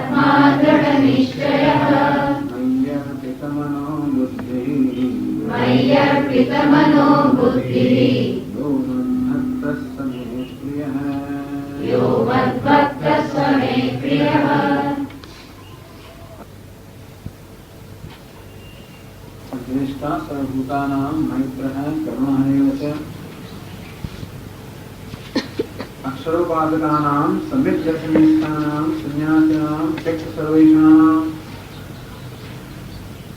હવે ભગવાન જે આ 33 ગુણોનું વર્ણન કરે છે, અક્ષરોપાસકાનામ, અક્ષર અર્થાત જે નિરુપાધિક પરમાત્માની ઉપાસના કરનારા, અર્થાત આત્મકયા એને જાણનારા, જે પરમાત્મા નિરુપાધિક છે આત્મકયા જાણે છે એવા સમ્યક દર્શન નિષ્ઠાનામ, જે લોકો સમ્યક દર્શનમાં અર્થાત વસ્તુ જેવી છે એના જ દર્શનમાં નિષ્ઠ છે, વસ્તુને પારમાર્થિક સ્વરૂપ છે એના દર્શનમાં નિષ્ઠ છે. સમ્યક એટલે જેવું છે યથાર્થ દર્શન. આમ અભિન્ના સચ્ચિદાનંદઃ વિદ્યતે રૂપનામનિ. નામ રૂપ તો ભિન્ન ભિન્ન છે પણ સર્વમાં સચ્ચિદાનંદ અભિન્ન છે, એનું નામ સમ્યક દર્શન. તો નિષ્ઠ છે. સંન્યાસીનામ જે લોકો મુખ્ય અર્થમાં સંન્યાસી છે, ટૂંકમાં પોતાના દર્શન નિષ્ઠ છે, એ મુખ્ય અર્થમાં સંન્યાસી કહેવામાં યોગ્ય છે. त्यक्त સર્વેષણાનામ, તેથી જેઓ સર્વ ઈચ્છાઓથી મુક્ત છે, એમનો કેવો ધર્મ હોય, એમના કેવા લક્ષણો હોય, આવા સંન્યાસીઓ સમ્યક દર્શન નિષ્ઠ એવા જે છે એમના લક્ષણનું ભગવાન વર્ણન કરે છે. સાક્ષાત અમૃતત્વ કારણમ, કારણ કે સાક્ષાત અમૃતત્વ, અમૃતનું સાક્ષાત કારણ. આમ કર્મ વગેરે પણ અમરતાના મોક્ષના કારણો ખરા, પરંતુ આ જે લક્ષણો છે અથવા આ જે ધર્મ, તો આ જે સંન્યાસી કે ભક્ત છે એ ભક્તના જે લક્ષણો છે એ લક્ષણોનો અમલ કરવો એ મોક્ષનું સાક્ષાત કારણ છે. પક્ષ્યામી, ભગવાનના પોતાની પ્રતિજ્ઞા કરીને આ વર્ણન કરે છે. દ્વેષ્ટા સર્વભૂતાનાં, અદ્વેષ્ટા ન દ્વેષ્ટા, આત્મનઃ દુઃખ હેતુમપી ન કિંચિત દ્વેષ્ટિ. તો આ મહાપુરુષને ક્યાંય દ્વેષ નથી. દ્વેષ હોવાનું એક જ કારણ હોય, આત્મનઃ દુઃખ હેતુ. દ્વેષ એને જ માટે હોય જે પોતાના દુઃખનું કારણ હોય. મૂળ દ્વેષ દુઃખ માટે છે, અને જો કોઈ દુઃખનું કારણ હોય કે દુઃખ ઉપજાવનારું હોય કે દુઃખમાં નિમિત્ત બને એને દ્વેષ હોય. અને જે દુઃખ માટેનો દ્વેષ છે એ હંમેશા જગતના પદાર્થો કે વ્યક્તિઓના દ્વેષના રૂપમાં વ્યક્ત થતો હોય છે. આમ પોતાને દુઃખ પહોંચાડનાર કોઈ હોય એને માટે એને દ્વેષ જન્મતો. શા માટે? સર્વાણી ભૂતાની આત્મત્વે નહીં પશ્યતિ. કારણ કે પ્રાણી માત્રને આમ દ્વેષ તો સામાન્ય રીતે ચેતન વસ્તુ માટે હોય, જળ માત્રમાં હોય શકે, પણ જળ ચેતન જેવી જગતમાં જે સર્વને આત્મત્વે નહીં પશ્યતિ, એ સર્વને આત્માના રૂપમાં જ જોઈએ, અર્થાત પોતાને સર્વત્ર જોઈએ. ત્યારે આત્મા પ્રત્યે દ્વેષ ન હોઈ શકે, ત્યારે આત્મા પ્રત્યે દ્વેષ ન હોઈ શકે, પોતાના પ્રત્યે દ્વેષ ન હોઈ શકે. એવું બની શકે કે પોતાના વ્યક્તિત્વ પ્રત્યે દ્વેષ હોઈ શકે, અથવા વ્યક્તિત્વનો અંશ પ્રત્યે દ્વેષ હોઈ શકે. જો એ આત્મા માટેના પોતાના પ્રેમનું બાધક હોય તો પોતાના વ્યક્તિત્વના કોઈ અંશ માટે પણ દ્વેષ કરે અનાત્મા. જ્યાં દ્વેષ છે હંમેશા અનાત્મા હોય, ક્યારે આત્મા ના હોય. અને પોતાના માટે પણ દ્વેષ હંમેશા જે અનાત્મ અંશ છે પોતાના એના માટે દ્વેષ ક્યારે આત્મ અંશ દ્વેષ હોય ન શકે. એટલે તરત જે આત્મદર્શન કરે છે એને દ્વેષનું કોઈ સમજે નથી.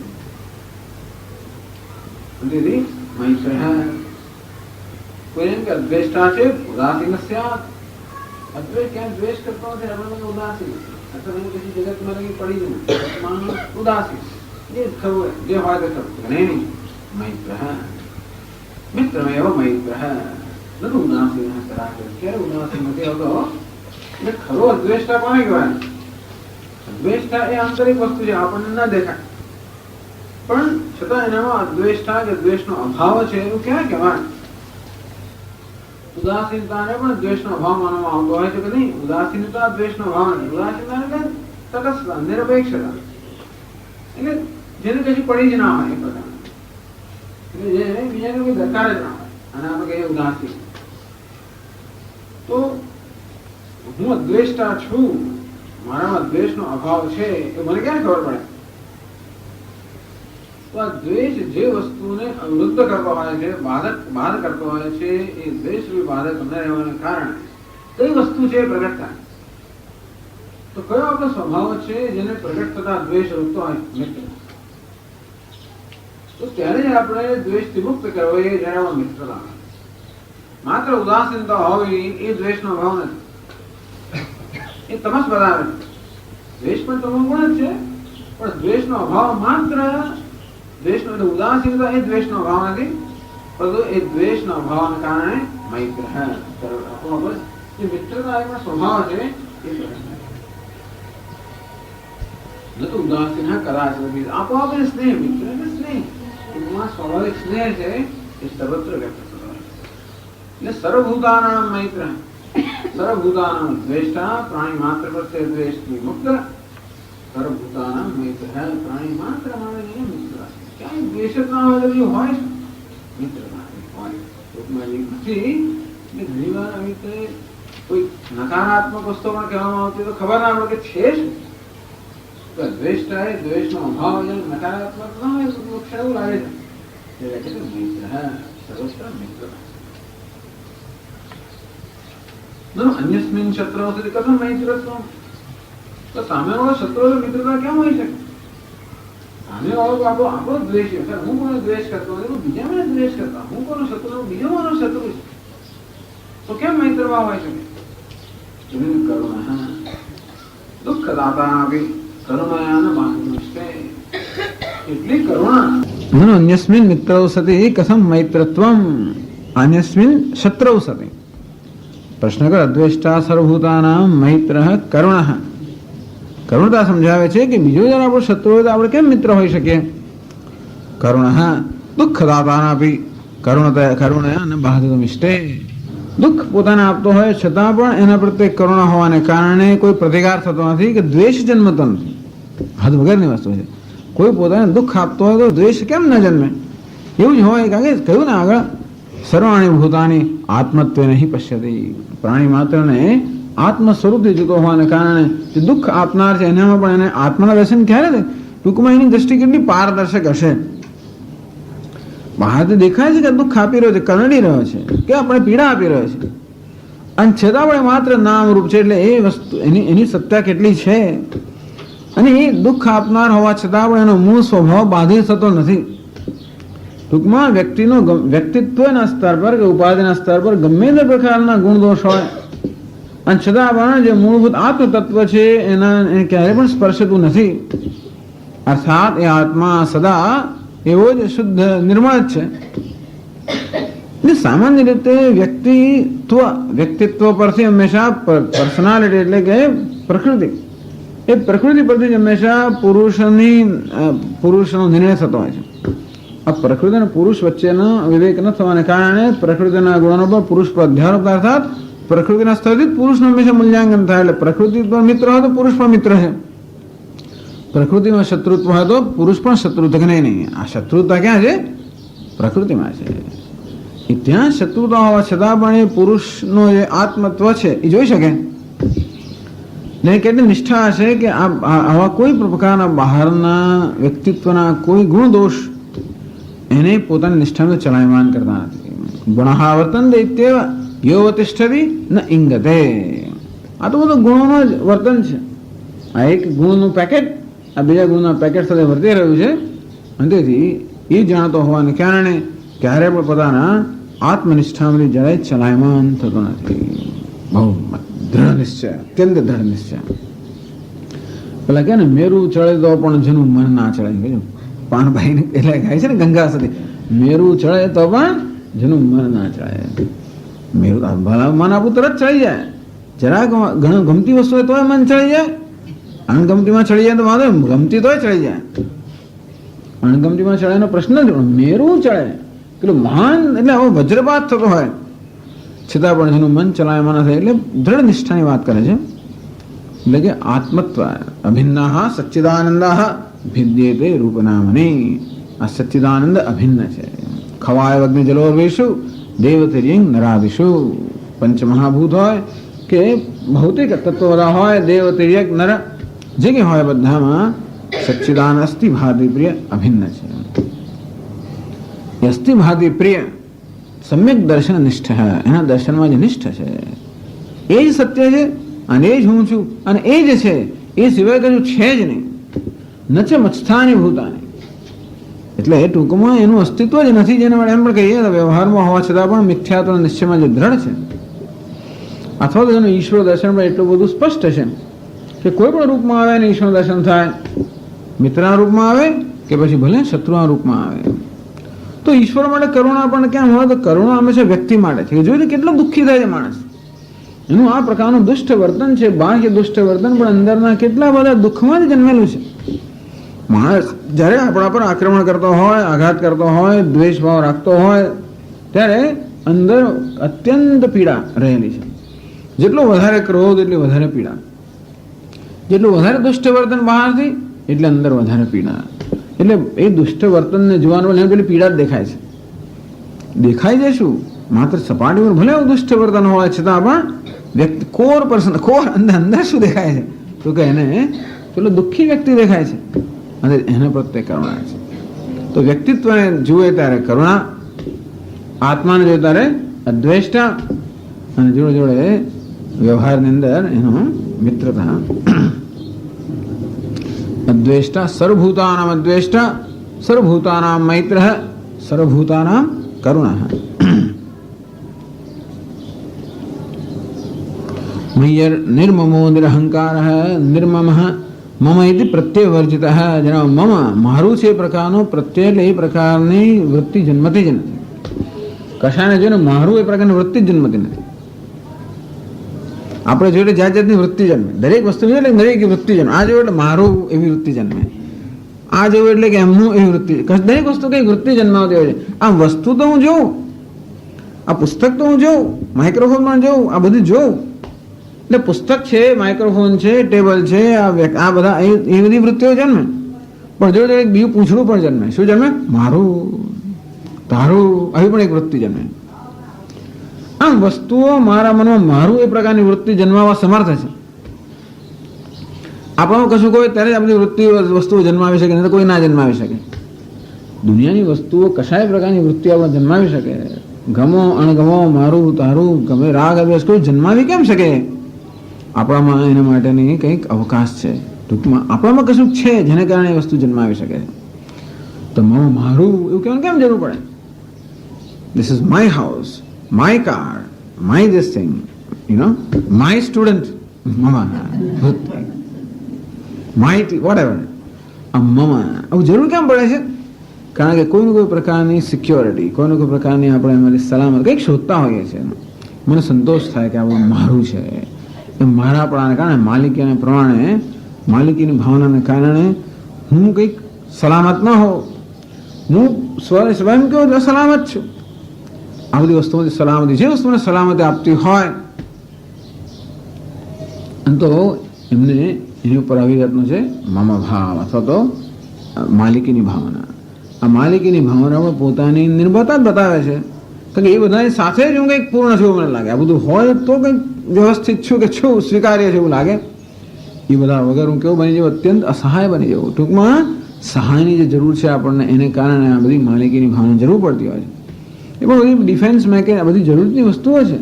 અને કશાને કાઢી ના નાખશો. હું શું કહું છું કે આ બધાને સમજવાની જરૂર છે. કાઢવું કે ના કાઢવું એ પછી નક્કી કરવું. બધાને કાઢી નાખીશું તો આપણે અસહાય બની જઈશું. એટલે જ્યાં સુધી આંતરિક વિકાસ ન ત્યાં સુધી કાઢી ના નાખવો જોઈએ. નીકળે પણ નહીં જો કે કાઢી નાખીએ તોય ના નીકળે, પણ આપણે પછી આપણા મનમાં સંઘર્ષ ઉત્પન્ન. આ બધા આપણને આપણો દ્વેષ જન્મે, શત્રુભાવ હોય, નિષ્ઠુરતા, બધાના વિરુદ્ધ દ્વેષતા સર્વહિતા આપણો દ્વેષ હોય તો આપણને હંમેશા કેવું લાગે? આપણને લાગે ગિલ્ટ ફિલિંગ, અર્થાત અપરાધની લાગે જન્મે. નહીં, તેને બધામાં મિત્ર છે. આપણો શત્રુભાવ ક્યાંય જન્મે? અપરાધની લાગે જન્મે. બધી જગ્યાએ એના કરુણતા, મારો નિષ્ઠુરતા દેખાય, અપરાધની લાગે જન્મે. એને ક્યાંય માલિકીની ભાવના જન્મે દેખાય તો અપરાધની લાગણી જન્મે. તો આ બધી વૃત્તિઓના કારણે અપરાધની લાગણી સેવાની કોઈ જરૂર નથી. આપણે આગળ ચર્ચા કરી કે બધી વસ્તુની આપણને જરૂર છે. ડિફેન્સ મેકેનિઝમ, ટૂંકમાં આપણું રક્ષણ, આ બધી રક્ષણાત્મક વૃત્તિઓ છે. આપણું પોતાની વ્યવહારની અંદર ને જગત પ્રત્યેથી પોતાનું રક્ષણ કરવા માટે આપણે ઊભી કરેલી આ બધી રચના છે આપણી આસપાસ. હવે ખબર પડી કે ભાઈ આનાથી મારું રક્ષણ થતું નથી, આ તો બધા બંધન કરનારી વસ્તુ છે. જેમ પેલો રેશમનો કીડો આસપાસ રચના કરે પોતાનું રક્ષણ કરવા માટે, પછી ખબર પડે તો સારું કે આ તો મારે રક્ષણ કરવા આ તો મારે બોજ રૂપ છે. તેમાં દ્વેષના બધી વસ્તુ આપણે ઊભી કરેલી છે, એ બધી રક્ષણાત્મક રચનાઓ છે, જેને અત્યાર સુધી આપણે આવશ્યક માનતા હતા ને જેને જરૂર હતી એ ખરી. નહીં તો આપણે તો ખાસ જ થઈ જાય. ટૂંકમાં જરા કંઈક ફૂંફાડા ન રાખ્યું હોય તો આપણે જ્યાં સુધી નબળા છીએ ત્યાં સુધી આ બધી બહારની જાણે કે રક્ષણાત્મક રચનાની જરૂર પડતી હોય છે. નહીતર આપણે કદાચ નષ્ટ થઈ જઈએ. પણ જેટલે અંશે આંતરિક શક્તિ જાગૃત કરીએ એટલે અંશે આમાંથી મુક્ત થઈ શકીએ. એ ટૂંકમાં આ વસ્તુ દૂર કરવા પર જે મહત્વ આપે એના કરતા પણ આંતરિક શક્તિ જાગૃત કરવા વધારે મહત્વ આવવું જોઈએ. પછી આ તો જરૂરિયાત જતી રહે, અંદરથી આપણી જરૂરિયાત એકવાર આપણને અંદર સંતોષ ઉત્પન્ન થવા મળે, આપોઆપ બહારની જરૂરિયાતો જતી રહે. એટલે વૈરાગ્યમાં બહારથી છોડી દેવાના માટે જે કહેવા એ ખોટી વસ્તુ છે. અંદર સંતોષ જાગૃત થાય એટલે બહારની વસ્તુની જરૂરિયાત આપોઆપ જ જતી રહે. જેમ જેમ સંતોષ થાય તેમ જાય એ નામ જ વૈરાગ્ય. એ છોડી દેવું વૈરાગ્ય નથી, પરંતુ એક આંતરિક સંતોષ ને જાગૃત કરવો, કે આંતરિક સંતોષ પ્રાપ્ત કરવો, એનો આવિર્ભાવ કરવો. વૈરાગ્યને એમાં ક્યાંક આવી જગ્યાએ વૈરાગ્ય ખરું, પણ ક્યાંક રાગ છે, એ પણ અગત્યની વસ્તુ છે. અંતે રીતે અહીં પણ આ બધી વૃત્તિઓ જે આપણામાં છે એના માટે આપણે સંકોચ રાખવાની, કે એના માટે શર્મિંદા થવાની, કે એના માટે અપરાધની લાગણી સેવાની જરૂર નથી. પણ જે પણ જરૂર છે કે આ બધી વૃત્તિઓ આપણામાં છે અને એ પણ જાણવાની જરૂર છે. આપણને જ્યારે લાગે આ વૃત્તિઓ મને બહુ જ રૂપે ત્યારે જ આપણે છોડવી, ત્યાં સુધી ના છોડવી. ભલે ને આ લોકોને જે કહેવું હોય કે એને કહેશે તો આપણે છોડવાના નથી. જે વસ્તુ જરૂરી છે આપણે ક્યારેય છોડવાના જ નથી. પરંતુ જ્યારે આપણે કહ્યું કે ભક્તમાં મને કોઈ વૃત્તિ નથી હોતી, એનો અર્થ એ કે કંઈક ઈચ્છનીય વસ્તુ છે, આપણી માટે હિતકારક હશે, આપણે ઈચ્છનીય હશે માટે જ આ કહેવાતો છે, તો આપણે હિતકારક જણાય છે. હું તે જેને પકડીને બેઠો છું મારું રક્ષણ કરવા માટે, એની જરૂર છે. તો જેમ જેમ એની જરૂરિયાતમાંથી મુક્ત થવા જઈએ તેમને વસ્તુ છૂટી જાય. હવે આ તો નિર્મમાં કહી દો એટલે બસ આ ઘર મારું એમ લખી આપવું, બધાને નહીં કરવાની જરૂર નથી. બધાને ઘર લખી આપવું, મારી સંપત્તિ લખી આપવું, એમ કરીને એમ નિર્મમ નથી થવાતો. એ મમતા જે છે એ આંતરિક અપૂર્ણતાની નિશાની છે ને. એ અકબંધ રહી ગઈ હોય, એમને એમ રહી ગયો, બહારથી તો આપણે ભિખારી બની જઈએ. માત્ર છોડી દેવાથી આપણે ભિખારી બનતા હોઈએ છીએ, આપણે સંન્યાસી નથી બનતા. એક આંતરિક સંતોષ કે કંઈક અંશે પૂર્ણતા જાગૃત કરવાથી સંન્યાસી કે આપણે વૈરાગ્ય બનીએ. માત્ર છોડી દેવાથી, છોડી દેવા પર જો આગ્રહ છોડી દો, આ તદ્દન અનુચિત અયોગ્ય આગ્રહ છે. માણસ છોડી દેવાથી કશું છૂટતું જ નથી. બહુ તો બહારથી એક કર્મ છે, બહારથી છોડી દઈએ, એક દમન કરીએ પોતાની વૃત્તિનો, બરાબર છે, પણ વૃત્તિમાંથી મુક્તિ મળતી નથી. એટલે દમન કરતા એનો વિવેક હોવો જોઈએ. હા, વિવેકપૂર્વક દમન કરે કે ભાઈ હું બસ છોડી દઉં તો વાંધો નહીં, ટૂંકમાં આટલી વસ્તુ હું આપીશ જ, આટલી વસ્તુ જવા જ દઈશ, કારણ કે એ વસ્તુ માટે મારું મૂલ્ય છે, તો બરાબર છે. પણ માત્ર છોડી દેવું સારું છે, મારે છોડી દેવું છે એવું નહીં.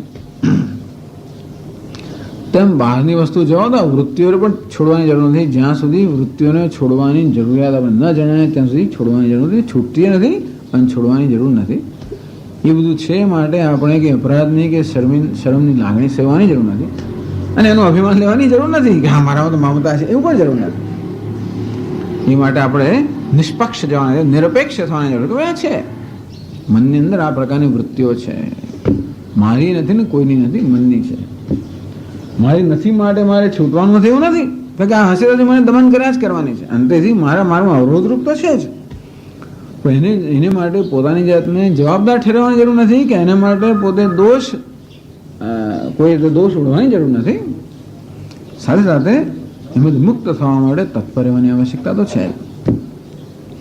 હવે આપણે જોઈએ તો આમ વસ્તુ જો તો મને શું વૃત્તિ ઉત્પન્ન થાય નોંધ લેવા જેવી છે. આપણે આ બધી ધ્યાનની પ્રક્રિયા જો તો શું મને થાય છે, દરેક વસ્તુમાં કંઈક વૃત્તિ ઉત્પન્ન કરે છે. તો ઘણી બધી વસ્તુઓ મારામાં માલિકીની ભાવના ઉત્પન્ન તો મને શું થાય છે, સંતોષ થાય છે. માલિકીની ભાવના મારા અહંકારને પોષે છે. આ બધું છે અહંકારને પોષવાની વસ્તુ છે આ બધી. કારણ કે અત્યાર સુધી અહંકારને પોષવો એનું નામ જ આપણે જીવનની સફળતા માનીએ છીએ. અહંકારને પોષવાની વસ્તુ આપણે આસપાસ રાખી હોય અને તેથી મમકાર મારું એ પ્રકારની જે ભાવના જન્મે, મારો અહંકાર પોષાય, મને એક પ્રકારની સલામતી, એક પ્રકારનો સંતોષ જન્મે. પણ જેને આત્માનો સંતોષ અર્થાત નિષ્કારણ જે મનુષ્ય સંતુષ્ટ છે એને અહંકાર પોષવાની કોઈ આવશ્યકતા ન હોવાને કારણે બીજી કોઈ વસ્તુને મારી એમ કરીને પકડી રાખવાની જરૂર નથી. કોઈ વસ્તુ પકડાતી તો હોતી જ નથી, આપણે પકડી રાખવા માંગીએ છીએ. વસ્તુ જ્યાં છે ત્યાં છે. આપણે એને અંદર લાવીએ છીએ ને, સ્પર્શાન કૃત્વા બહિર્બાહ્યાન, બહારના સ્પર્શ અર્થાત જે વિષયો છે એને બહાર જ રાખવા અને અંદર કેમ લાવવા, મમ બુદ્ધિ, આ મારું છે એટલે વસ્તુ અંદર આવી ગઈ. આ તો જાણે રોજની વસ્તુ પણ ટૂંકમાં મમકાર, એ પણ આત્માનો સંતોષ મળે એ પણ જરૂરી હોય છે. જેને અંગ્રેજીમાં કહેવાય કે ગ્રેટિફિકેશન ઓફ ઈગો અથવા અહંકારને પોષવો એ પણ જરૂરિયાત છે માણસની. એ ન હોય તો આપણે તો કેવું શૂન્ય બની જઈએ. તેથી અહંકારને પોષવાની જરૂર છે. પણ જ્યારે આપણે ખબર પડે કે અહંકારને પોષવાથી તો પછી જીવનનો અંત નથી. મહાશનઃ મહાપાપમાં એનું કોદાળો પેટ ભરાતું ગમે તેટલું એને પોષ કરો તોય પોષા કરો તોય પણ એનું પેટ ભરાવાનું નથી. એટલું તે મહાપાપમાં અનેક પ્રકારના પાપ કરાવવાનો છે. આપણી જીવનની અત્યારની પ્રવૃત્તિ કેવી છે, અહંકારને પોષવાની. હવે જ્યારે આપણે ખબર પડે કે અહંકારને પોષવાથી મને શું મળ્યું, એ પોષાયો ખરો કે નહીં, એને સંતોષ થયો કે નહીં, એનું પેટ ભરાયું કે નહીં, કોઈ દાડાનું પેટ ભરાતું જ નથી, ભૂખ્યો જ રહે. અને મારી પાસે અનેક પ્રકારના પાપ કરવા, કારણ કે અનેક રીતે આપણને લાચાર બનાવતો હોય છે, વિવશ બનાવીને અનેક વસ્તુ કરાવતા હોય છે. તો આ મમકાર કે માલિકીની ભાવના છે પણ અહંકારને પોષવા માટેની એક પદ્ધતિ છે. એને પોષવાની જરૂર નથી, માટે એનામાં માલિકીની ભાવના છે. અર્થાત કોઈ વસ્તુમાં માલિક કરવાની જરૂરમાંથી મુક્ત થવા છે. આ બધી આપણી જરૂરિયાતો છે. દ્વેષ પણ એક જરૂરિયાત છે, નિષ્ઠુરતા પણ જરૂરિયાત છે, શત્રુભાવ પણ જરૂરિયાત છે, માલિકીનો ભાવ પણ જરૂરિયાત છે. ટૂંકમાં અંદર રહેલી જે જરૂરિયાતો છે એ આ રીતે વ્યક્ત થતી હોય છે. અંદર એક અધૂરપ છે, ઉણપ છે, શૂન્યતા છે, અપૂર્ણતા છે. એ જ વસ્તુ આ બધા પ્રકારની વૃત્તિના રૂપમાં વ્યક્ત થતી હોય. ટૂંકમાં જે મૂળભૂત જરૂરિયાત છે એ જરૂરિયાતો આ બધી વૃત્તિ દ્વારા વ્યક્ત થતી હોય. આ મનુષ્ય એવો છે, મહાપુરુષ એવો છે જેને કોઈ વસ્તુમાં માલિકીની ભાવના કરવાની જરૂર નથી, કારણ કે એ આંતરિક જરૂરિયાતોથી મુક્ત થવા છે. એક વસ્તુ ખરી કે જ્યાં સુધી આપણે આ બહારની વસ્તુ પર આધારિત રહીશું ત્યાં સુધી પેલી આંતરિક પૂર્ણતા મળવાની નથી. એટલા માટે આ બહારના પદાર્થોની જરૂરિયાતમાંથી કે એમના આશ્રયમાંથી કે એમની પરતંત્રતામાં મુક્ત થવું જ પડે પ્રયત્નપૂર્વક. તો જ જે આંતરિક પૂર્ણતા છે એ ધીમે આવિર્ભાવ થઈ શકે. એટલે એની માટે જે સહજ છે એ આપણા માટે પ્રયત્નપૂર્વક સિદ્ધ કરવાના, આ સિદ્ધિઓ છે બધી પ્રયત્નપૂર્વક સિદ્ધ કરવાના માટેનું મૂલ્ય બની રહ્યા છે. મમ ઇતિ પ્રત્યયવર્જિત. પછી તો બહુ ચર્ચા મમકારની આપણે કરેલી જ છે, થયા જ કરશે કે મમકાર હોવામાં એ ખાલી ભ્રમ જ છે. આ વસ્તુ મારી છે એ ભ્રમ છે. કારણ કે કશા પર કોઈ સિક્કો તો લગાવવાની કોઈ વસ્તુ આવતી જ નથી કે ભાઈ આ સ્વામીજીની ચોપડી. આ તો જ્યારે બની પ્રેસની અંદર ત્યારે બની હજારો ચોપડીમાં એક હતી એના પર કોઈ સિક્કો જ લગાવ્યો. આ તો અહીંયા હું આવે એના પર પૂઠું ઊંડું ચડાવે નામ બમ લખીને પેલા સ્ટેમ્પ લગાવી દીધા એટલે હવે મારી થઈ ગઈ. એક એક બધી જગ્યાએ સ્ટેમ્પ ખોલો આગળ પાછળ વચ્ચે. કદાચ કોઈને ભૂલથી કોઈ નામ સ્વપ્નમાં ના થઈ જાય કે હવે મારું છે. હવે કોણ જુએ તો ખબર કે આ સ્વામીજીનું છે. હવે આવ્યું એટલે બધે એક એક જગ્યા લગાવે સ્વામી ના વિજેતા દરેક પણ નામ લગાવી દે. આપણો આશ્રમ હોય તો ઉપર એના પર એક તકતી રાઇટિંગ પેડ હોય એના પર એક નામ લગાવી દે, એન્વેલપ એના પર એક નામ લગાવી દે. પેલા ફટાફટ બધી જગ્યાએ સ્વામી વિદિતાત્મા ફટાફટ લગાવી દો. એટલે મારું આ બધું કોનું છે? આ માત્ર કઈ જગ્યાનું છે? માત્ર આ મનમાં જ રહેલું છે. એ વસ્તુમાં મારું તારું કશું છે જ નહીં. વાસ્તવમાં બધી વસ્તુ કોની છે?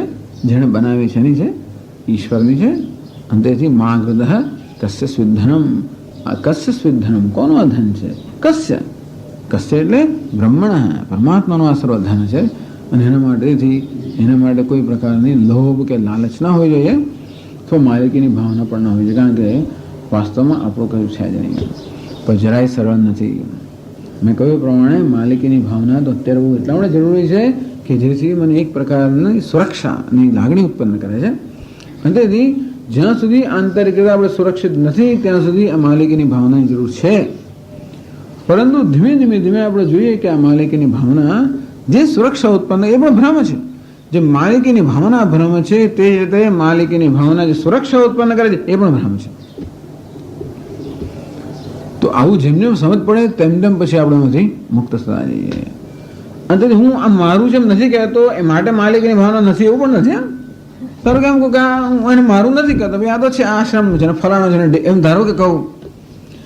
એ શબ્દ પ્રયોગ બદલવાથી વસ્તુમાં મારી મમતા નથી એવું નથી થતું. અથવા મારું છે એમ કહેવાથી મારું બની ગયું પણ નથી. શબ્દ પ્રયોગ એ વસ્તુ એક છે અને અંદરની વૃત્તિ જુદા. આવી વૃત્તિની વાત છે. એટલે ઘણી વાર શું થાય છે સ્વામીજી કહે સ્પિરિચ્યુઅલ સ્નોબ્સ એટલે કોણ આ આવ્યું આ ગયું એટલે પોતાની જાત હું ના વાપરાય. પણ આ શરીરનું આમ છે ને આ એ સારું છે ને ખોટું નથી. પણ માત્ર એવું કહેવાથી એવી આ શરીર એમ કહેવાથી અંદર વૃત્તિ શું ઉત્પન્ન થાય છે? વૃત્તિ તો હું ઉત્પન્ન થાય છે. તો પછી એ વૃત્તિ અને આ વચન વાત સાથે સુમેળ નથી. જો કે આપણે બોલીએ નથી પણ વૃત્તિ ઉત્પન્ન થતી હોવાને કારણે હું કહેતો કે ખોટું નથી. આ શરીરનું આ થયું કે ગયું ખોટું નથી. કોઈક દિવસ કદાચ આ હું ને બદલે આ શરીર એ પ્રકારની વૃત્તિ જન્મે તો બહુ સરસ વસ્તુ છે. પણ કહેવાનો ભાવ એ છે કે માત્ર આ કયું માટે મારું જતું રહેવું નથી કે મારું કયું માટે એ મારું છે એવું પણ નથી. વ્યવહાર માટે આપણે હું ને તું ને તારું ને મારું કહીએ વ્યવહાર માટે. પણ છતાં એમ કરવું આ વસ્તુ મારામાં મમ એ પ્રકારની વૃત્તિ ન જન્માવતી હોય તો ભલે મારું કહું તોય વાંધો નથી. અને વસ્તુ મમ એ પ્રકારની વૃત્તિ જન્માવતી હોય તો પછી મારું ના કહું તોય મારું છે તો છે જ. એટલે શબ્દ પ્રયોગ વ્યવહાર શબ્દ પ્રયોગ એટલો મહત્વનો નથી જેટલો આપણા મનમાં જન્મતી વૃત્તિ મહત્વની છે. મમ ઇતિ પ્રત્યય વર્જિત કેવી સરળ વ્યાખ્યા. મમ ઇતિ પ્રત્યય વર્જિત પ્રત્યય આ પ્રકારની એક વૃત્તિ જન્મવી અને જો એટલે મારું એમ વૃત્તિ છે નહીં. આ વસ્તુઓ કેવું આપણામાં કરે છે? હવે વૃત્તિ આપણામાં જન્માવે આપણને કંટ્રોલ કરે છે ને આપણામાં મારું એમ વૃત્તિ જન્માવે ને આપણે સંચાલિત કરે છે. આમ જેને હું મારું કહું છું એનાથી હું સંચાલિત છું. મને એમ કે હું એનો માસ્ટર છું, હું એનો સ્વામી છું, કે હું એ મારો સ્વામી છે. આપણે શેના માટે મારું કહે છે? કારણ કે હું માલિક છું. ખરેખર હું માલિક થતો નથી. એ મારું માલિક એટલા માટે છે કે એ મારામાં ભ્રમ ઉત્પન્ન કરે ને ખોટો સંતોષ ઉત્પન્ન કરે ને મારી પરતંત્રતા વધારનારું છે. એવું જેમ જેમ સમજીએ તેમ પછી આપણે બહુ એનો વિસ્તાર તો ન જ કરીએ. બીજું કશું નહીં છેવટે આ વૃત્તિનો વિસ્તાર ના કરીએ. નિર્મમ મમ ઇતિ પ્રત્યય વર્જિત. આ મમ મારું એ પ્રકારની વૃત્તિ જેનામાં જન્મતી નથી એનું નામ છે નિર્મમ. પછી તો ઘણી બધી કથાઓ બધી સાંભળી છે. ફ્લેટ મારવાના, દુકાન ફલાણું મારું, સીલિંગ મારીને આ મારવાનું તે વગેરે વગેરે. ટૂંકમાં આમ મારું એવું આપણે વિચારવા જઈએ તો છેવટે કશું મારું નથી એ વસ્તુ સ્પષ્ટ થતી હોય છે. નિરહંકાર પછી નિર્ગત અહમ પ્રત્યય આ પણ પ્રત્યય જ છે. આમ કશીક વસ્તુને કારણે જન્મે છે અહમ હું એ પ્રકારનો ભાવ જન્મે. શરીર આમ શરીરનો વિચાર આવે ત્યારે શું બનવા જન્મે ભાવ વૃત્તિ હું. પછી બુદ્ધિનો વિચાર આવે, જ્ઞાનનો વિચાર આવે હું. તો અમુક વસ્તુઓ મારામાં મારું એ પ્રકારની વૃત્તિ જન્માવે છે, જ્યારે કેટલીક વસ્તુ હું એ પ્રકારની વૃત્તિ જન્માવે છે. આત્મા હું પ્રકારની વૃત્તિ જન્માતો વાંધો નહીં, પરંતુ આત્મા સિવાયની કોઈ વસ્તુમાં હું એ પ્રકારની વૃત્તિ જન્માવે. આમ દેહનો વિચાર આવે ત્યારે હું એ પ્રકારની વૃત્તિ જન્મે, ઇન્દ્રિયોનો વિચાર આવે ત્યારે હું એ પ્રકારની વૃત્તિ જન્મે, મન કે બુદ્ધિ યા વ્યક્તિત્વનો વિચાર અને હું એ પ્રકારની વૃત્તિ જન્મે, એને કહેવાય છે અહંકાર. અહં યા કઈ કાર લાગી ગયો, ક્રિયાત્મક બની ગયો અહમ. ટૂંકમાં અહંકારનો અર્થ અનાત્મામાં આત્મબુદ્ધિ. કોઈ પણ અનાત્મા વસ્તુમાં હું, અમારો પુત્ર પણ આગળ ચર્ચા કરી આ થશે બધી પંચદશીની અંદર કે હું અહમ ની પણ ત્રણ અર્થ હોય છે. એક ગૌણ અર્થમાં, એક મિથ્યા અર્થમાં, એક મુખ્ય અર્થમાં. આમ પિતાને પોતાના પુત્ર માટે એટલી બધી આસક્તિ છે કે પુત્રમાં હું, એ પુત્ર જોઈને હું એ પ્રકારનો ભાવ જન્મે. એટલે પુત્ર જાણે આત્મા જ મારો પુત્ર ન જન્મ્યો હોય તો પુત્રને જોઈને હું એ પ્રકારની વૃત્તિ જન્મે. આ ગૌણ અર્થમાં હું છે. દેહનો વિચાર આવે ત્યારે હું પ્રકારની વૃત્તિ જન્મે, આ મિથ્યા અહમ છે. સચ્ચિદાનંદ આત્મામાં હું વૃત્તિ જન્મે એ મુખ્ય અહમ છે. એટલે ક્યાંક તો હું પ્રકારનું હું એટલે કોઈ વ્યક્તિગત હું જે છે એ કોઈ રીતે મર્યાદિત હોય એનું નામ છે અહંકાર. હું પણ જયારે હું એ જયારે તું કરતા જુદો હોય નામ અહંકાર. આ હું જયારે વૃત્તિ મનમાં જન્મે ત્યારે આપણને બે કશા કરતા જુદું પાડે, વિભાગ કરે, સમજો કે નામ અહંકાર. હું નામની વૃત્તિ હંમેશા તું ના સંદર્ભમાં જન્મતી હોય. ચાલો હું ની વાત જવા દો ને, બીજાને જોતા શું થાય, તું એ પ્રકારનું જન્મ્યું ને એનો તો કે અહીંયા હું છે જ.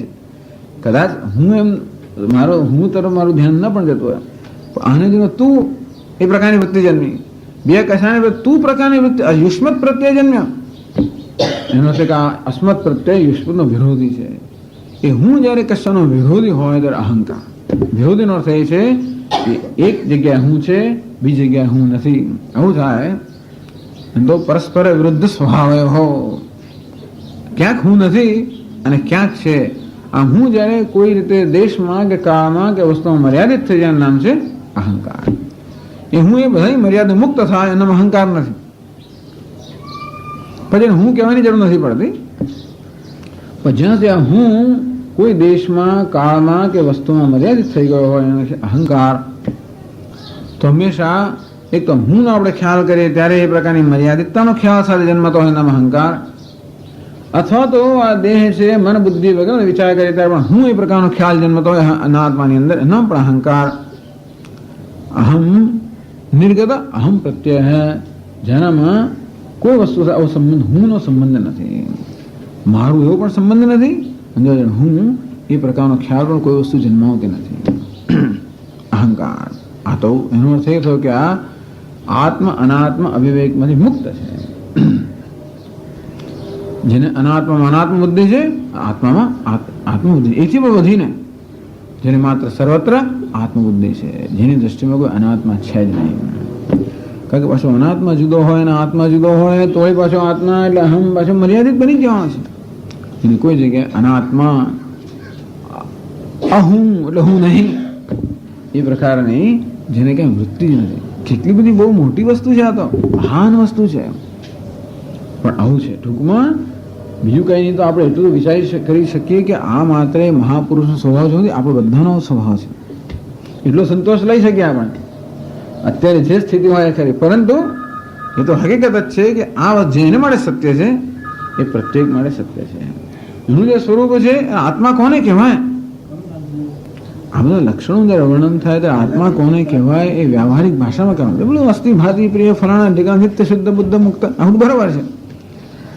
પરંતુ એનો અર્થ વ્યવહારમાં કેવો થાય એનું વર્ણન નહીં કરવામાં આવે છે કે એવું નિત્ય શુદ્ધ બુદ્ધ મુક્ત સ્વરૂપ હોય છે એ વ્યવહારમાં કેમ વ્યક્ત થતો હોય છે એ કહેવામાં આવે છે. કે કેવી એનું દર્શન કેવું છે, દ્રષ્ટિ કેવી છે. કોઈ વસ્તુ એનામાં મર્યાદિતતાનો ખ્યાલ જ ઉત્પન્ન કરતી નથી. જગતની બધી વસ્તુ મારામાં મર્યાદિતતાનો ખ્યાલ ઉત્પન્ન કરે છે. આ ટેબલને જોવું એટલે આપોઆપ જ એવો ખ્યાલ ઉત્પન્ન થાય કે ટેબલ મારા કરતાં જુદું છે અને હું એના કરતાં જુદો છું. આમ યુષ્મત પર એટલે કે તું નો અર્થ કે હું નથી તે. આમ જગતના બધા પદાર્થો હું નથી એ પ્રકારે જોવામાં આવે છે. સ્વાભાવિક રીતે હું એ જગતના પદાર્થો કરતાં ભિન્ન છે અને તેથી મર્યાદિત છે. આમ મર્યાદિતતાનો ખ્યાલ આ વસ્તુ ઉત્પન્ન કરે છે. જો આ ટેબલમાં પણ કેવી શક્તિ છે ને, કશું કર્યા વગર માત્ર પોતાની હાજરીથી જ મારામાં મર્યાદિતતાનો ખ્યાલ ઉત્પન્ન કરે. ટેબલ જાહેર કરે છે કે હું નથી. ટેબલ શું કહે છે? એની જાત હાજરી માત્ર છે કે હું સ્વામી નથી. પુસ્તક શું કહે છે? હું સ્વામી નથી. માઇક્રોફોન કે હું સ્વામી નથી. એટલે બિચારો સ્વામી કેટલો થઈ ગયો? આ બધા તો ના પાડી છે કે હું નથી. તેથી સ્વામી કેટલો થઈ ગયો? માત્ર આટલો જ મર્યાદિત. આમ જ્યારે જગતનો કોઈ પદાર્થ મારામાં હું નથી એ પ્રકારની વૃત્તિ ઉત્પન્ન કરે, એનો અર્થ એ થયો કે હું મર્યાદિત બની ગયો. આવું કોઈ વસ્તુને હું કંઈ કરી શકતી જ નથી. એ સ્વામીજી એક દ્રષ્ટાંત આપતા હતા કે પેલો સ્ક્રૂ આપણે ચડાવીએ, આંટા ચડાવીએ તો ટાઈટ થઈ જાય. પેલો આંટા ઘસાઈ ગયો ત્યારે શું થાય ખબર છે? ગમે તેટલું ફેરો કરે કશું થાય જ નહીં. અત્યારે દુનિયા જરાક આંટા ચડાવવાનું ટાઈટ થઈ જાઉં છું એટલે તરત મારામાં મર્યાદાની લાગણી જન્મે, પણ ઘણા આંટા જ ઘસાઈ ગયા છે. લોકો ગમે તેટલું ફેરો કરે ને, આનામાં કોઈ પ્રકારની વૃત્તિ જન્મતી મમ વૃત્તિ ના જન્મે, અહમ વૃત્તિ ના જન્મે, દ્વેષ ના જન્મે, કયું જન્મે જ નહીં. એટલે પથ્થર નથી બની ગયો, નિષ્ઠુર નથી બની ગયો, કેટલો મુક્ત બની ગયો છે. આ મુક્તિનું વર્ણન છે. મુક્તિ કોને કે બહુ એક આ વસ્તુ એક વખત નવીન મેં જે નોંધ લીધી સ્વામીજીના આમાં પ્રવચનમાં કે આપણે મુક્ત થવાનું છે કોનામાંથી? મુક્ત મારામાંથી જ મારે મુક્ત થવાનું છે. અને મુક્તિનું સ્વરૂપ છે, હું જ મુક્તિનું સ્વરૂપ છું. મારે મુક્ત થવાનું છે મારામાંથી જ, અને વળી હું જ મુક્ત સ્વરૂપ છું. કયા મારાથી મુક્ત થવાનું છે? પેલા મર્યાદિત હુંમાંથી મુક્ત થવાનું છે, અને વાસ્તવિક હું એ જ મુક્ત સ્વરૂપ છે. તો બધી આ પ્રકારની મર્યાદાની આ મુક્તિની વર્ણન છે આ બધું. કે આમાંથી આપણે આજ હું છું, અત્યારે હું કોણ છું? દ્વેષ, નિષ્ઠુરતા, શત્રુભાવ, મમતા, અહંતા, અહંકાર. હું અહંકારના બધા સર્વજ્ઞમાં અહંકાર, એમાંથી મુક્તિ. એટલે આ બધામાંથી મુક્તિ. અહંકાર છોડી દો એટલે શું છોડવાનું? બધું માથું છોડીએ છીએ, બધું વાળ છોડી દઈએ. બીજું અહંકારને છોડે શું કરીએ? આપણે વસ્તુ ફેંકી દઈએ તો શું કરીએ? દૂર કરીએ. પછી છોડવાનું છે આ માથું મુડાવવું. એટલે આ બધી વસ્તુ મુડાવવી. ટૂંકમાં આ બધી વસ્તુઓ જે છે એમાંથી મુક્ત થવાનું છે મુક્તિ. પછી તો અહંકાર, આ તો બહુ મૂળભૂત અહંકાર થયો. એ સિવાયનો લોકલ અહંકાર તો બહુ હોય છે, બધો જાત જાતનો અહંકાર. તેથી વૃત્ત સ્વાધ્યાયાદિકૃત અહંકારા નિષ્ક્રાંત. ચાલો દેહમાં કે એમાં અહંકાર જન્મે તો તેને સમજાય, પણ એ સિવાય પણ વૃત્ત સદાચારનો અહંકાર, સ્વાધ્યાયનો અહંકાર, જાત જાતનો અહંકાર બધા હોય છે. આ માણસને વિદ્યાનો અહંકાર હોય, રૂપનો અહંકાર હોય, ગુણનો અહંકાર હોય, ધર્મનો અહંકાર હોય, આચારનો અહંકાર હોય, કુળનો અહંકાર હોય, અનેક વસ્તુનો અહંકાર હોય. એ પણ ડિફેન્સ મેકેનિઝમ, એ પણ રક્ષણાત્મક કે રચના છે. એ પણ જરૂરી છે. આવી વસ્તુ પણ જરૂરી છે. અહંકાર પણ જરૂરી છે. એટલે એમને છોડી નહીં દેવાનો. ફૂંફાડા મારતા રહેવાનું. એ કરવો નહીં ભલે છતાંય થોડા ભાઈ ફૂંફાડા મારવાની જરૂર નથી, એ ઉપદેશની જરૂર નથી. પણ પછી શરૂઆતમાં તો ફૂંફાડા ન મારીએ તો પથ્થરો ખાઈને મરી જ જાય આપણે. એટલે ભલે કદાચ કોઈ ન કરડે તો ફૂંફાડા ભલે મારીએ, પણ જાણવાનું કે છેવટે એક દડો એવો આવવો જોઈએ કે ફૂંફાડા પણ ન મારવાની જરૂર પડે. એટલા બધા આપણે મોટા બની જઈએ ને એટલા બધા શક્તિશાળી બની જઈએ અંતરિક્ષમાં શક્તિ, કે ફૂંફાડાની પણ જરૂર ના પડે. પેલું ન બની ત્યાં સુધી પેલે ફૂંફાડા મારીએ. પણ આપણા ફૂંફાડા એટલે આ બધો અહંકાર, આ હું છું, ધનવાન છું, પ્રતિષ્ઠિત છું, સત્તાવાન છું, વિદ્વાન છું, ફલાણ વગેરે વગેરે, સદાચારી છું, ધર્મનિષ્ઠ છું. આ બધી જો મને જાણે ધર્મને કારણે મને કશું થાય છે. આ બધી વસ્તુઓ મારા મોટાપણાની લાગણી ઉત્પન્ન કરે છે ને ત્યારે ને આવી તુચ્છ વસ્તુઓ, ધન કે સંપત્તિ કે સત્તા જયારે આત્માને મોટો બનાવી શકે, એનો અર્થ એ કે આત્મા કેટલો નાનો બની ગયો છે. અને એ બધી વસ્તુઓ જયારે હું ધર્મનિષ્ઠ છું, સદાચારી છું, ફલાણું વગેરે, એનો અર્થ એ થયો કે હું કેવો છું? આ બધા પર આધારિત છું. આ હું કંઈક ખોવા માટે દરેક વ્યક્તિને જરૂરિયાત છે. શાની જરૂરિયાત છે? આત્મ સ્વીકારની જરૂરિયાત છે. સેલ્ફ એક્સેપ્ટન્સ, આત્મ સ્વીકારની બહુ જરૂરિયાત છે. કોઈ મનુષ્ય પોતાનો અસ્વીકારથી અસ્વીકાર ન સહન કરી શકે, આત્માનો તિરસ્કાર કે સેલ્ફ નોન એક્સેપ્ટન્સ સહન ન જ કરી શકે. તો પોતાનો સ્વીકાર કરવા માટે આવી જરૂર છે કે હું પ્રતિષ્ઠિત છું તો જરા કંઈક સ્વીકાર્ય છું, હું કંઈક છું એવું બધાને માનવાની જરૂર છે. નહીં તો આઈડેન્ટિટી ક્રાઇસિસ જ્યારે હોય ને, હું કંઈક છું એવો ખ્યાલ જ્યારે ન જન્મે ત્યારે ક્રાઇસિસ જન્મતી હોય છે માણસને. અંગ્રેજીમાં આઈડેન્ટિટી ક્રાઇસિસ. કોઈ વસ્તુ સાથે આપણે જ્યારે તાદાત્મ્ય કરી જ ના શકીએ.